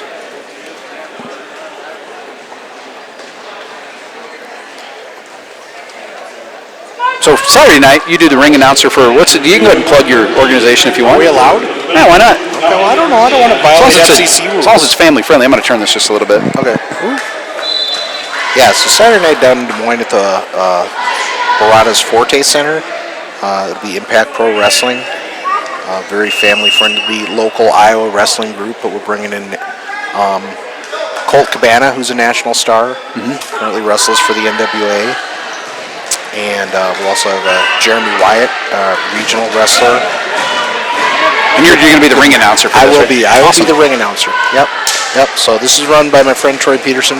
Known him since I was 4 years old. So we're 40 years later, we still play pro wrestling. Awesome. So, yeah. And we got a training school in Collins. I was just down there with your son on Saturday morning. Yeah, you could have. Collins, Iowa. Just stop by. You could have stopped by, got in the ring. You and I have exchanged a lot of texts and camaraderie and fun with pro wrestling, the old school pro wrestlers. Yeah, this summer in Waterloo, the Tragos Thez Museum will have the Hall of Fame inductions. We're bringing in Thunderbolt Patterson and Wildfire Tommy Rich, favorites of the Trent The Becker twins. twins. We've even offered to go to the airport and pick them up free of charge. And they, as far as I'm concerned, you have that job. Okay, So. awesome. That would be something that I never thought I'd ever do in my life, is pick up Thunderbolt Patterson and Wildfire Tommy Rich at the airport. Aiden Carr gives up the escape now. It's 1-1. We'll quit talking pro wrestling, get back to amateur wrestling, but good luck to you Saturday night. Thank you. There's a chance I may go down and watch. So 50 seconds left. Score's tied 1-1. This has not been the most exciting match of the night. This one earlier was very exciting, highly contested 5-3 overtime win. Pretty evenly matched wrestlers here, I think, is the case. Nobody's really had a... I mean, just because it's a low-scoring match, you know, both guys are working really hard. They're just very, very competitive, and that's awesome. This is the 170 match. The 160 match was won by Carson Johnson via the fall in the first period. Aiden... 15 seconds to go in the third period. It's tied to 1. Both men are on their feet here. Going to need a last-second takedown, or this match is headed to overtime. And lean on each other, trying to do a lot of necks, you know, snap the neck down, spin around behind into a sprawl. 2-1, and this one will head to overtime. Tied at 1. Okay, sudden death overtime, 1 minute. If this was baseball, you'd call it a pitcher's duel. But it's wrestling, so you just call it wrestling. Well, I just noticed Aiden Carr wearing baseball spikes. I just didn't think that was even legal. It's going to tear up the mat. Yeah, that's not good for the mat. So 1 minute overtime in Iowa high school wrestling. It's tied to 1. 170-pound match between Aiden Carr and West Marshall wrestler Ben Heilman. Got the front headlock. Doug Laramore's on his feet. Okay, Wrestlers go out of bounds and they'll head back to the middle. Now be careful. If Doug Laramore gets on his feet, he could easily fall in here and take the entire broadcast table out. I just thought he was, rising in excitement and ready to explode there. 30 seconds left. What do they do after the first minute? They go to 30 seconds? They go to 30 like seconds. another match where somebody's up, somebody's down or neutral. Yeah. 15 seconds left. Aiden trying to get an arm there, but wrestler slips out. This one's going to head to double overtime. That's not really double overtime. No, It's it's the second period of overtime. Yeah, it's only sudden death in the first period. Oh, Aiden. It's hard to, or it's pretty easy for us to sit in the crowd and say, oh, Aiden, but pounce on him. Those guys are working really hard. So West Marshall defers, Aiden takes down. So in high school, overtime, you have 30 seconds. You can't be neutral. Somebody has to be up and down. Is that how they do it? Right. But it's still sudden death? No. Then you go to the third. You have to go 2 periods now? Right. That's a good rule. All right, so Aiden's got his 1. 22 seconds left. If Aiden could, now the other young man will get his opportunity to go down. So if Aiden could secure a takedown, that would be pretty awesome. Aiden's up 2-1 with 11 seconds left.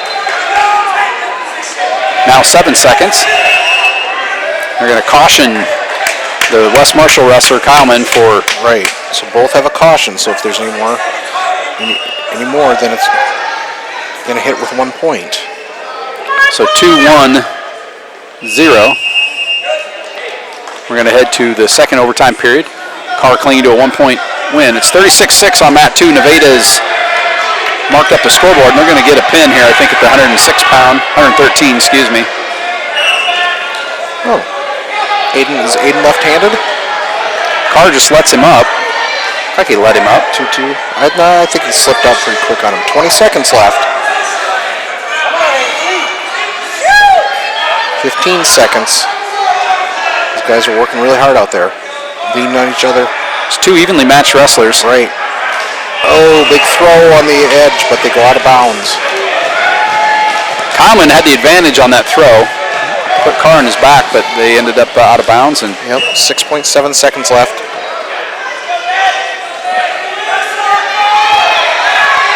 One second.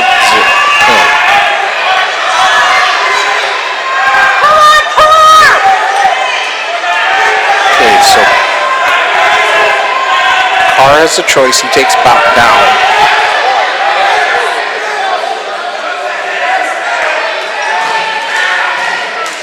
So this is the 5th period. How long do they go? Just keep going? This is a little different than college wrestling. In college wrestling, they do another restart. They have some criteria? They do another... No, never mind. I don't know. I'm crazy. You can pretty much tell me anything right now, Chad. I know. I'm just trying to think. It's been a long day at work. Financial aid season is busy. Yeah. Dispersing lots of money tonight. So, tied at 2. Aiden has to get out. He gets his 1. So, okay. 2 overtime wins tonight for Aiden Carr. Yeah, he definitely earned his, post-meet meal. 3-2, about 5.5 seconds. I'm not trying to slight this kid from West Marshall's even match, but I think if Aiden would have been a little more aggressive in that match, could have wrestled very defensively, but he gets the win in overtime. Now we'll see our good friend Joe Laramore.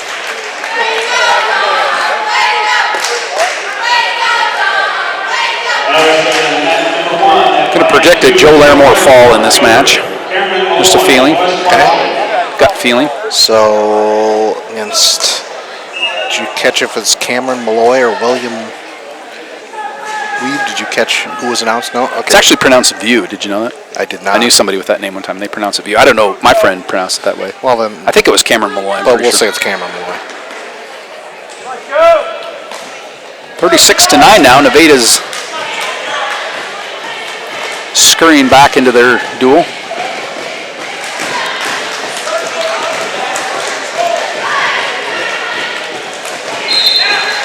We still have 11 matches left in order to go home. Pez thought we might be done at 8:30. I'm really glad I sent Isaac home now. I got to deal with him in the morning.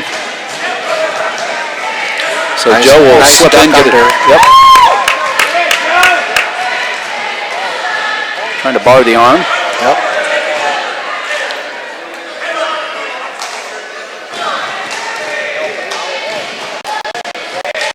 When you wrestled in high school, did you have a move like the you went to? You know, the split or the I don't know what you used. Yeah, I mean, I like the fireman's carry. Yeah.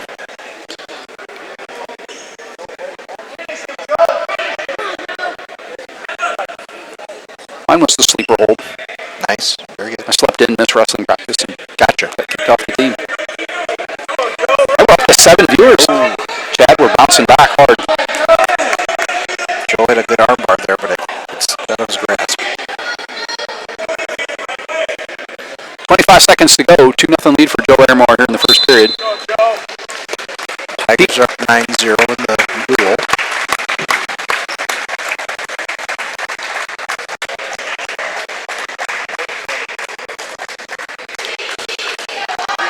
Corbin Vance bounds out the mat. Ready to end this first period here. Joe Larimore's got the lead 2-0. 182 pounds. Larimore will defer. Actually, West Marshall will defer. Larimore will take it down. Bottom, if you will.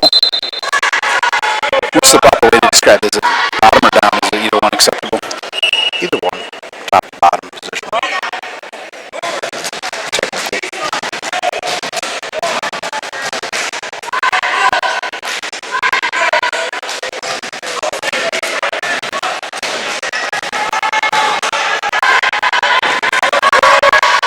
Stepping up. That's Marshall. Guys getting a little high up there. Minute and a half to go. Second period. At the 182, Larimore gets the escape. Joe's up 3-0 now.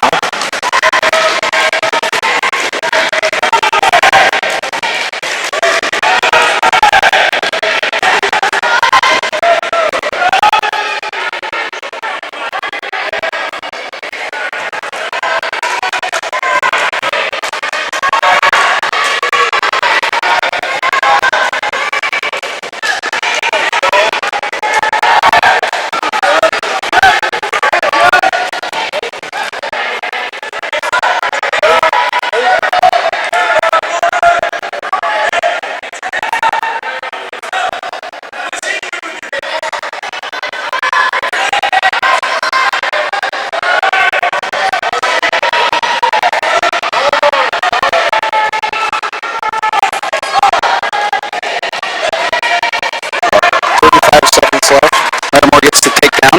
He's up 5-0 now, 30 seconds, like you said, in the second period.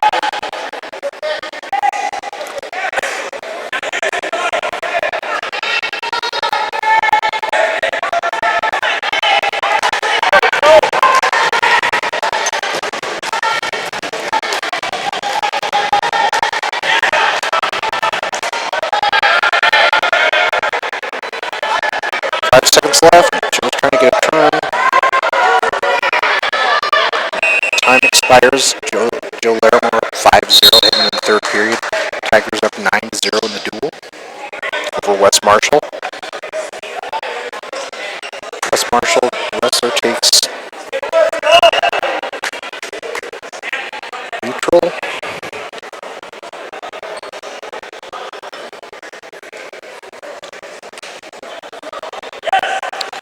So parting the booth is Catherine Olson, our social media assistant. She's headed home. She's headed home. Her mom's coming to get her.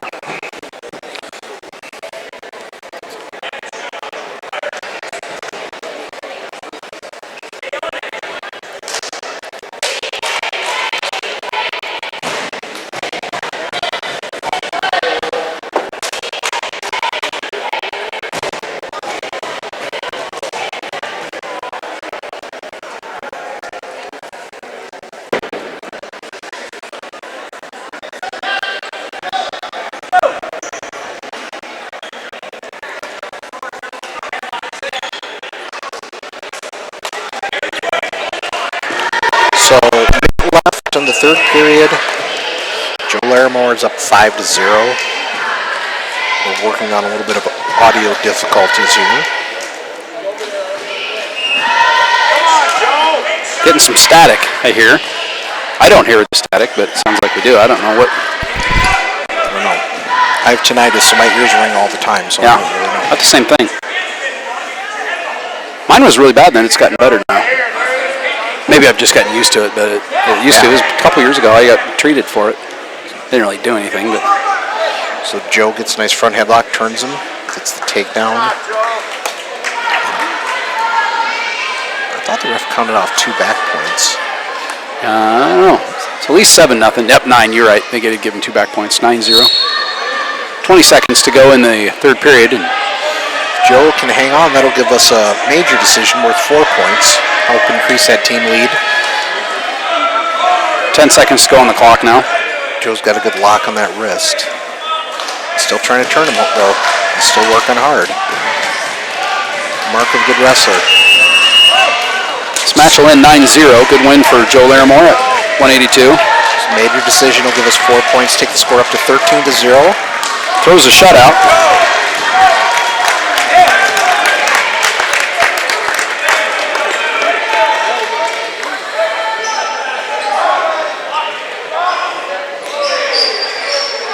So next up we have, let's see, we got Jacob Steenhook. 195 versus either Sam Shaper. Just lost our video again. So we have Steenhook versus Sam Shaper from West Marshall at 195 pounds. I think we got it back. Looks like we're back on the air.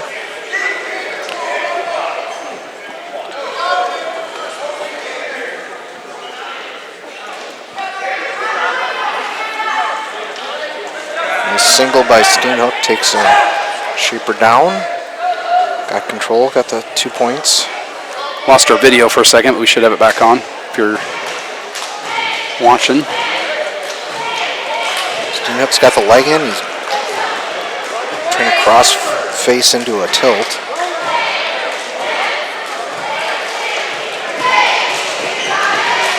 Now he's switching off to a half. Got wrist control. He's going to try to run that thing right on the side. He turns Shaper to his back. He's got him in a good spot here. Give him a fall. Fall with 55 seconds into the first period. That'll give Gilbert the lead 19-0 here. Caden Meskin's up next at 220.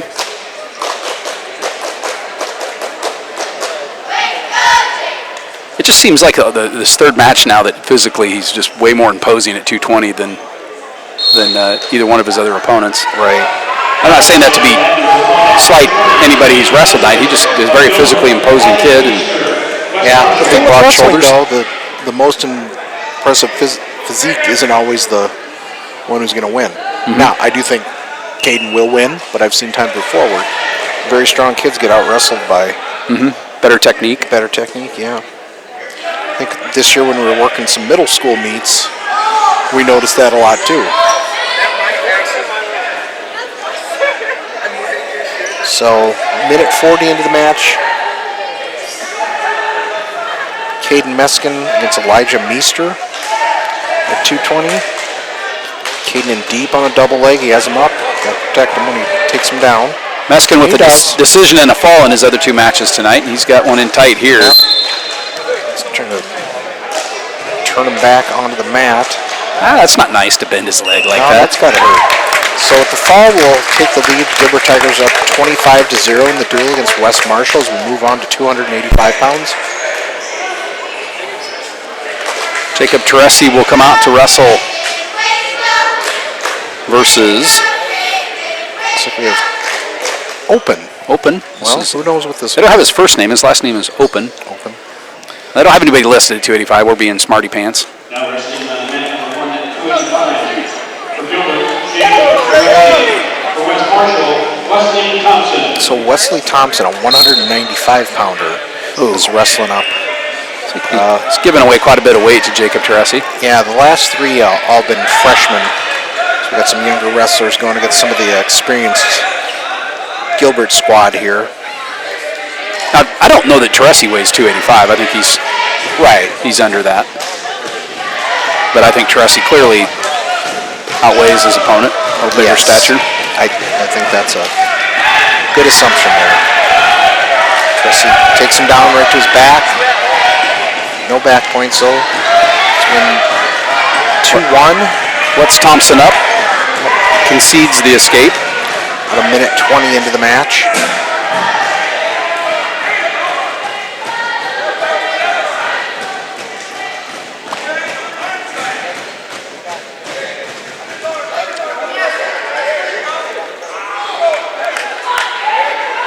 Kind of slides into an ankle pick. Still driving to get his head free. There you go. Teresi wants that pin. He's got him down. Gets the fall. Gets the fall about minute 5.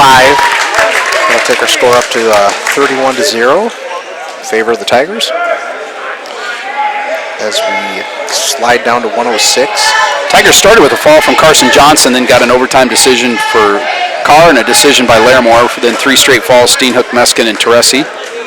106, the Tigers will give up the forfeit.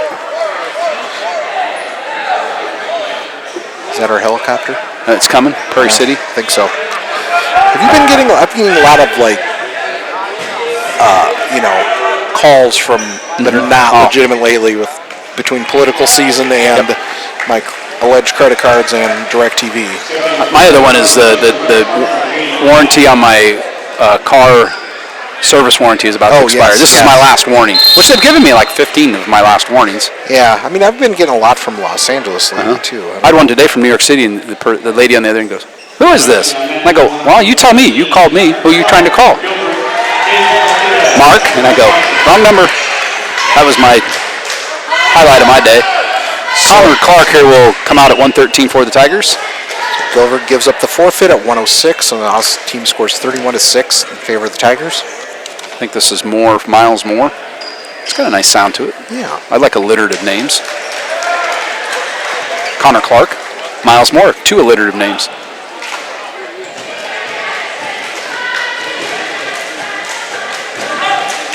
Brody Bentz, we have another alliterative name at 132.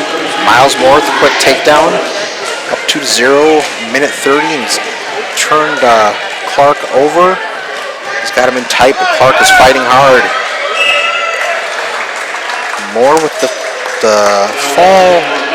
Score will be 31-12. Favor of the Tigers. Clark gives up the pin at 113. Keikoa McKinney will come out at 120 for the Tigs. Against Luke Vaughter. Luke Vaughter. Looks like we have a couple of freshmen squaring off here.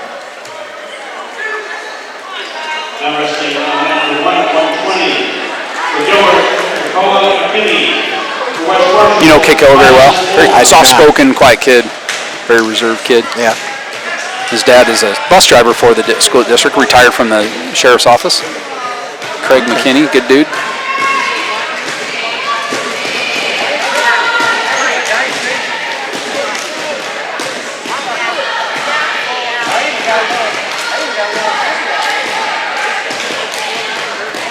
I remember McKinney in our youth wrestling, coming wrestling our tournaments and seeing him on Monday nights, and I think his kids have been part of that. I don't think he's been wrestling that long, is what I'm saying. I don't think he's a lifer like Eiley and Johnson, some of those guys that wrestle a lot. McKinney gets the takedown. Oh, but he gets rolled to his back, fighting hard there. Was Versa. McKinney's working hard though. He's trying to get off his back. He's fighting hard.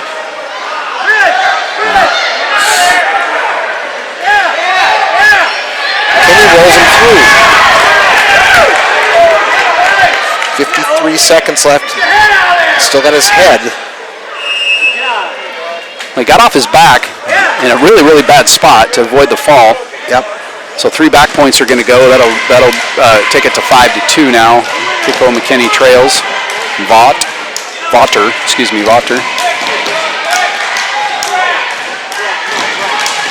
Yeah, that was very impressive for him not to get pinned in that, just to bridge right off. I mean, impressive by his opponent to bridge off his back and take McKinney right through. It's like Vaughter's trying to lock up at the cradle as McKinney's getting out of there. Vaughter trying to keep McKinney in bounds, almost gave up some ground there in doing so. McKinney needs to stuff his head and get around. Or crossface, that'll work. See, there we go. Gets the switch. So now we're at 5-4 in favor of West Marshall. Really nice switch there by McKinney. A lot of guys would have just worked their way out of bounds. He came back in, got the reversal. 6-5, 4, 3, 2, 1, and that first period will end 5-4. So both guys have been on their back in this match. McKinney trails by 1. So we'll have 126, 130. So after this match, we got 5 more after this one. The broadcast team isn't quite as sparky as we were at 5:30. We're old. I probably was in bed last night by this time. I was tired. Yeah. I got, you start watching a show. It's 48 hours, or first 48. It's like crime, mystery, Oh, yeah. reality. It's Yeah. real. From the Atlanta Police Department, I've gotten addicted to watching it. I'm on episode 4, and the same murder is being investigated in the first 4 episodes. They usually have two going at once, and they've had the same one for every episode. So I think tonight will be the last one. Okay. McKinney holding on tight, 1:40 in the second period. Just trying to bar the arm and get a turn.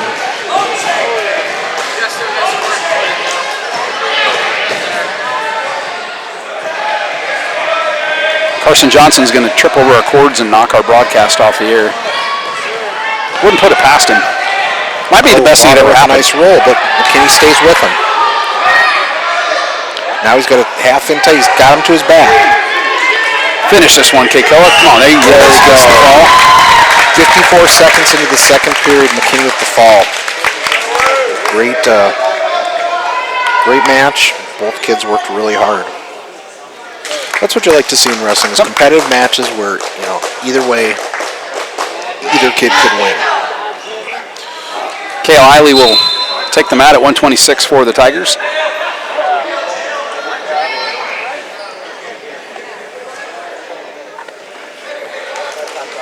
The Tigers are all up 37-12 in the duel. Now wrestling on mat number 1 at 126, Kale Eiley of Gilbert, Danny Keelman of West Marshall. Kale will be going against Danny Keelman, a freshman from West Marshall at 126 pounds.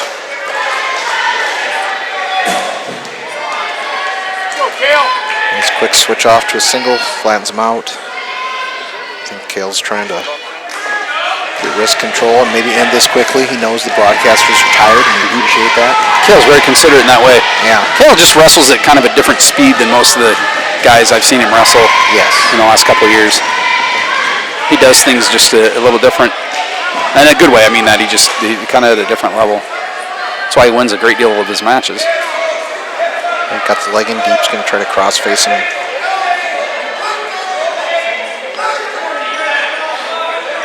Stalling warning given for West Marshall. With the turn, he's got both arms locked up. Nice bridge, though. There he goes, lifting that head. So there's 2 Keelmans that are both wrestling, and he gets the fall at 126. 58 seconds into the first period. Kale Eiley with the pin. That'll take the score up to 43-12. I believe that was his 100th victory. Is that? Yep, 100 wins. They're celebrating with some. They got balloons, and I think a confetti cannon wouldn't have been too much to ask for that. Or Tim Pizzetti, if you're watching, I think 100 wins, you get a confetti cannon. Of course, then At least some pyro. Huh? At least some pyrotechnics. Pyrotechnics, some fireworks go off here. Brody Bentz will come out to wrestle for the Tigers at 132. So congratulations to Kale Eiley for hitting 100 wins. That's a pretty cool achievement, especially for a junior.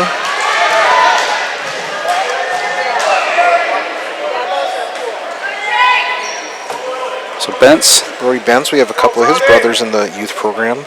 Talboy Corbin Bentz and Another Vaughter. He's wrestling Jacob Vaughter. and then Yeah. One of the younger Bents, Zebulon Bents. Like I said, there's a lot of them. I'm not really sure. Yeah, I don't know. I think there's just one Liberty. I think they have a sister named Liberty. That's the only girl. I think all the rest are boys. Wow. They're Brody's mom was 37? What's that? Out of the 37 children? Brody's mom was the nurse at Katie Bent's up at Hidden Acres at camp last summer when my daughter was up there. Oh, okay. Yeah, delightful lady. Yep, very nice family. So, Vaughters deep in on a double leg. No signal yet. Might be a good place to call a stalemate.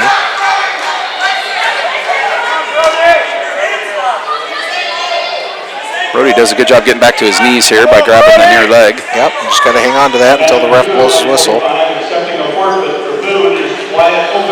Tell the ref's kind of thinking about it, but there's still some good scrambling going on, but Brody needs to hang on to that one of those ankles. Make sure that doesn't happen. He's going to get the takedown. Brody's going to get the switch. He's going to get a pin out of this, it looks like. He did.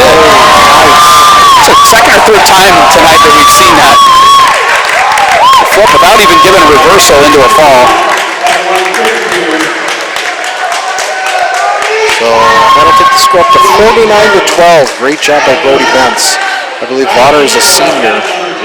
Brody's a junior, so it was a good match.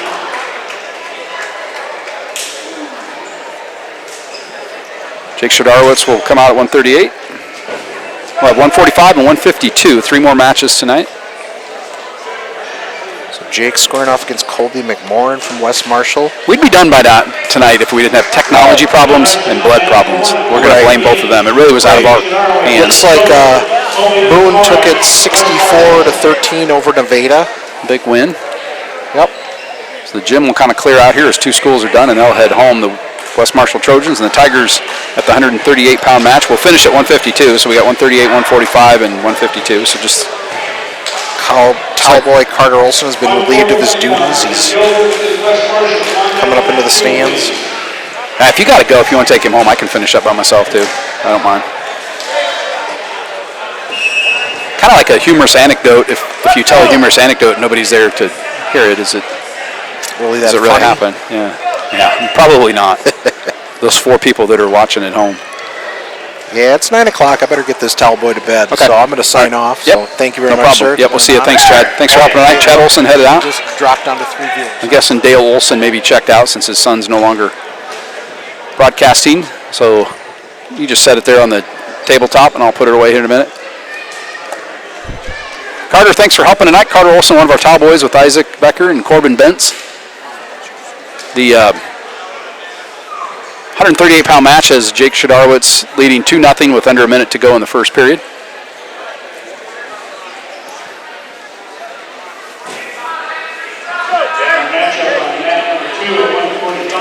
Got some JV matches that are going to happen over at mat number 2. Hank Johnson's going to get a match at 145. I'll kind of give you some peek-ins to that.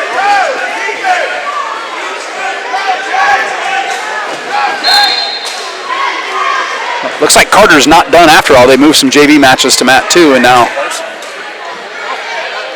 that is varsity. Oh, okay. I'll pod you back up. I guess we're not quite done. They're going to move the varsity match over. There's Hank Johnson wrestling at 145 for the Tigers. So Carter's got to run back over and assume his towel boy duties. I'm back to help make sure our ratings stay high. Oh, you better text your dad and tell me right now. Just kidding. Hank Johnson scoreless 30 seconds into his match. Shadarowitz at the end of the first period leads 2-0 at 138. So we have 138 is the match that you're going to have in front of you, and then 145 is the one you won't see, and that's Hank Johnson.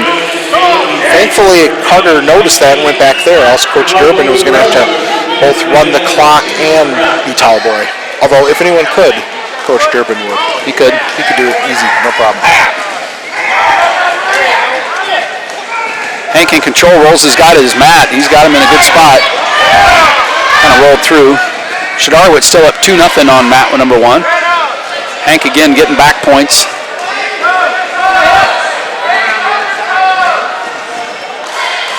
Shadarowitz in a little bit tighter tussle. Hank He's got 3 back points coming. He's trying to get him back over and finish this pinning combination. He's got a deep half on him. Because now he's got it in. I like Hank's odds here. He gets the fall. So that'll take it up to 55 to 12. You going to call it yet? Come on. No. Dan Rather? Okay, I'll do it. I think Gilbert will win tonight. So Shidarowicz, we're at about a minute 10 left in the second period. So it looks like 0, but I thought they're going to move Cruz Pierce 152 down to the West Marshall wrestlers down on mat 2. It looks like they're going to try to get that one. Or is Trey's going to come. Trey Hansen will come and wrestle that match. I don't know, unless that's a JV match. It could be. I doubt they would wrestle JV at the end, though, would they? I don't know. Possibly. That's a JV singlet. 152. But it could be in a match, in a duel that we're well at hand here. He may. Yeah, that's just it. Yeah, that's Trey, probably what the deal is. We'll assume that's going to be the varsity. Trey Hansen. Trey Hansen. So that'll be the last 2 matches we got going here. Shidarowicz leads 2-0, 30 seconds to go in the second period. Trey Hansen will wrestle 152 on mat 2. I'm not sure of the score, though, on that second map because Shidarowicz was up 2-0, and I thought, unless they must have taken neutral in the, they're still neutral. I don't know. I thought Jake was on top when the period started, but there's been a lot of distractions in the last minute or two. This has not been our A game. Maybe I should sign off again. Shed gets a 2-point, Jake gets a 2-point takedown right at the end of the second period here, as this will go to the third. 4-0, Jake Shidarowicz leads. Trey Hansen gives up the takedown on mat number 1. He trails 2-0 with a minute 20 to go in the first period. Shidarowicz will be on the bottom. West Marshall on top. Shed's going to try to do a sit and switch.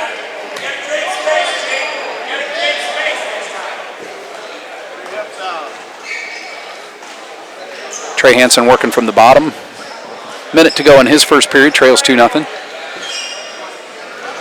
Jake with a nice switch. It's a front headlock. He still hasn't secured position, though. Just needs to get behind him. These will be our last 2 matches, and we are going to go off the air immediately afterwards because we got to get cleaned up and head home. And appreciate everybody sticking it out with us tonight. Jake's up 6-0 with a minute 20 left in the third period. Trey Hansen trails on mat number 2 in the match you're not seeing. 2-0, 30 seconds to go. I know Trey's brother watches in from LA and another one in Vegas, but we're just going to keep it on mat number 1. If this one gets over, we'll switch quickly over to mat number 2.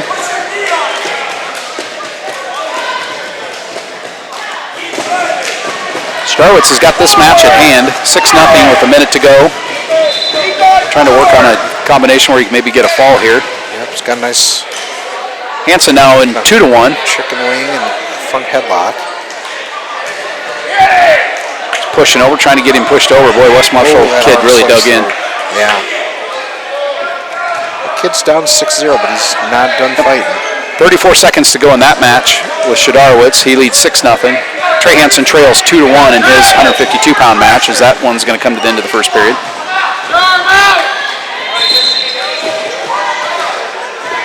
20 seconds left over here on mat 1 with Shidarowicz up 6-0. Still trying to get a turn. West Marshall chooses neutral. They'll start second period neutral, trailing 2-1. Shidarowicz will win his match, and we'll swing it over to mat number 1. So Shidarowicz wins 6-1. Decision. That'll take us to 58-12 for our team score. We'll show you the Trey Hansen match now on mat 2. Shidarowicz gets the win. Last match of the night will be Trey Hansen. So it's 2-1 with a minute 35 left over here on mat 2. Oh, Trey got caught. Shot, but he got caught in the headlock. That's tough. That match is going to end in a fall. So our final score will be 58-18 in favor of the Gilbert Tigers. 58-18. Good night for the Tigers. They win all 3 duels. They beat Nevada 63-15. They beat Boone 46-15, and they beat West Marshall 58-18. Congratulations, Scott Otter and his squad, coaching staff, and his wrestlers on a good night here at the Quadrangular. Chad, thanks for helping out. We're going to go off the air. We'll be back on Friday night when the Tigers take on Nevada in boys and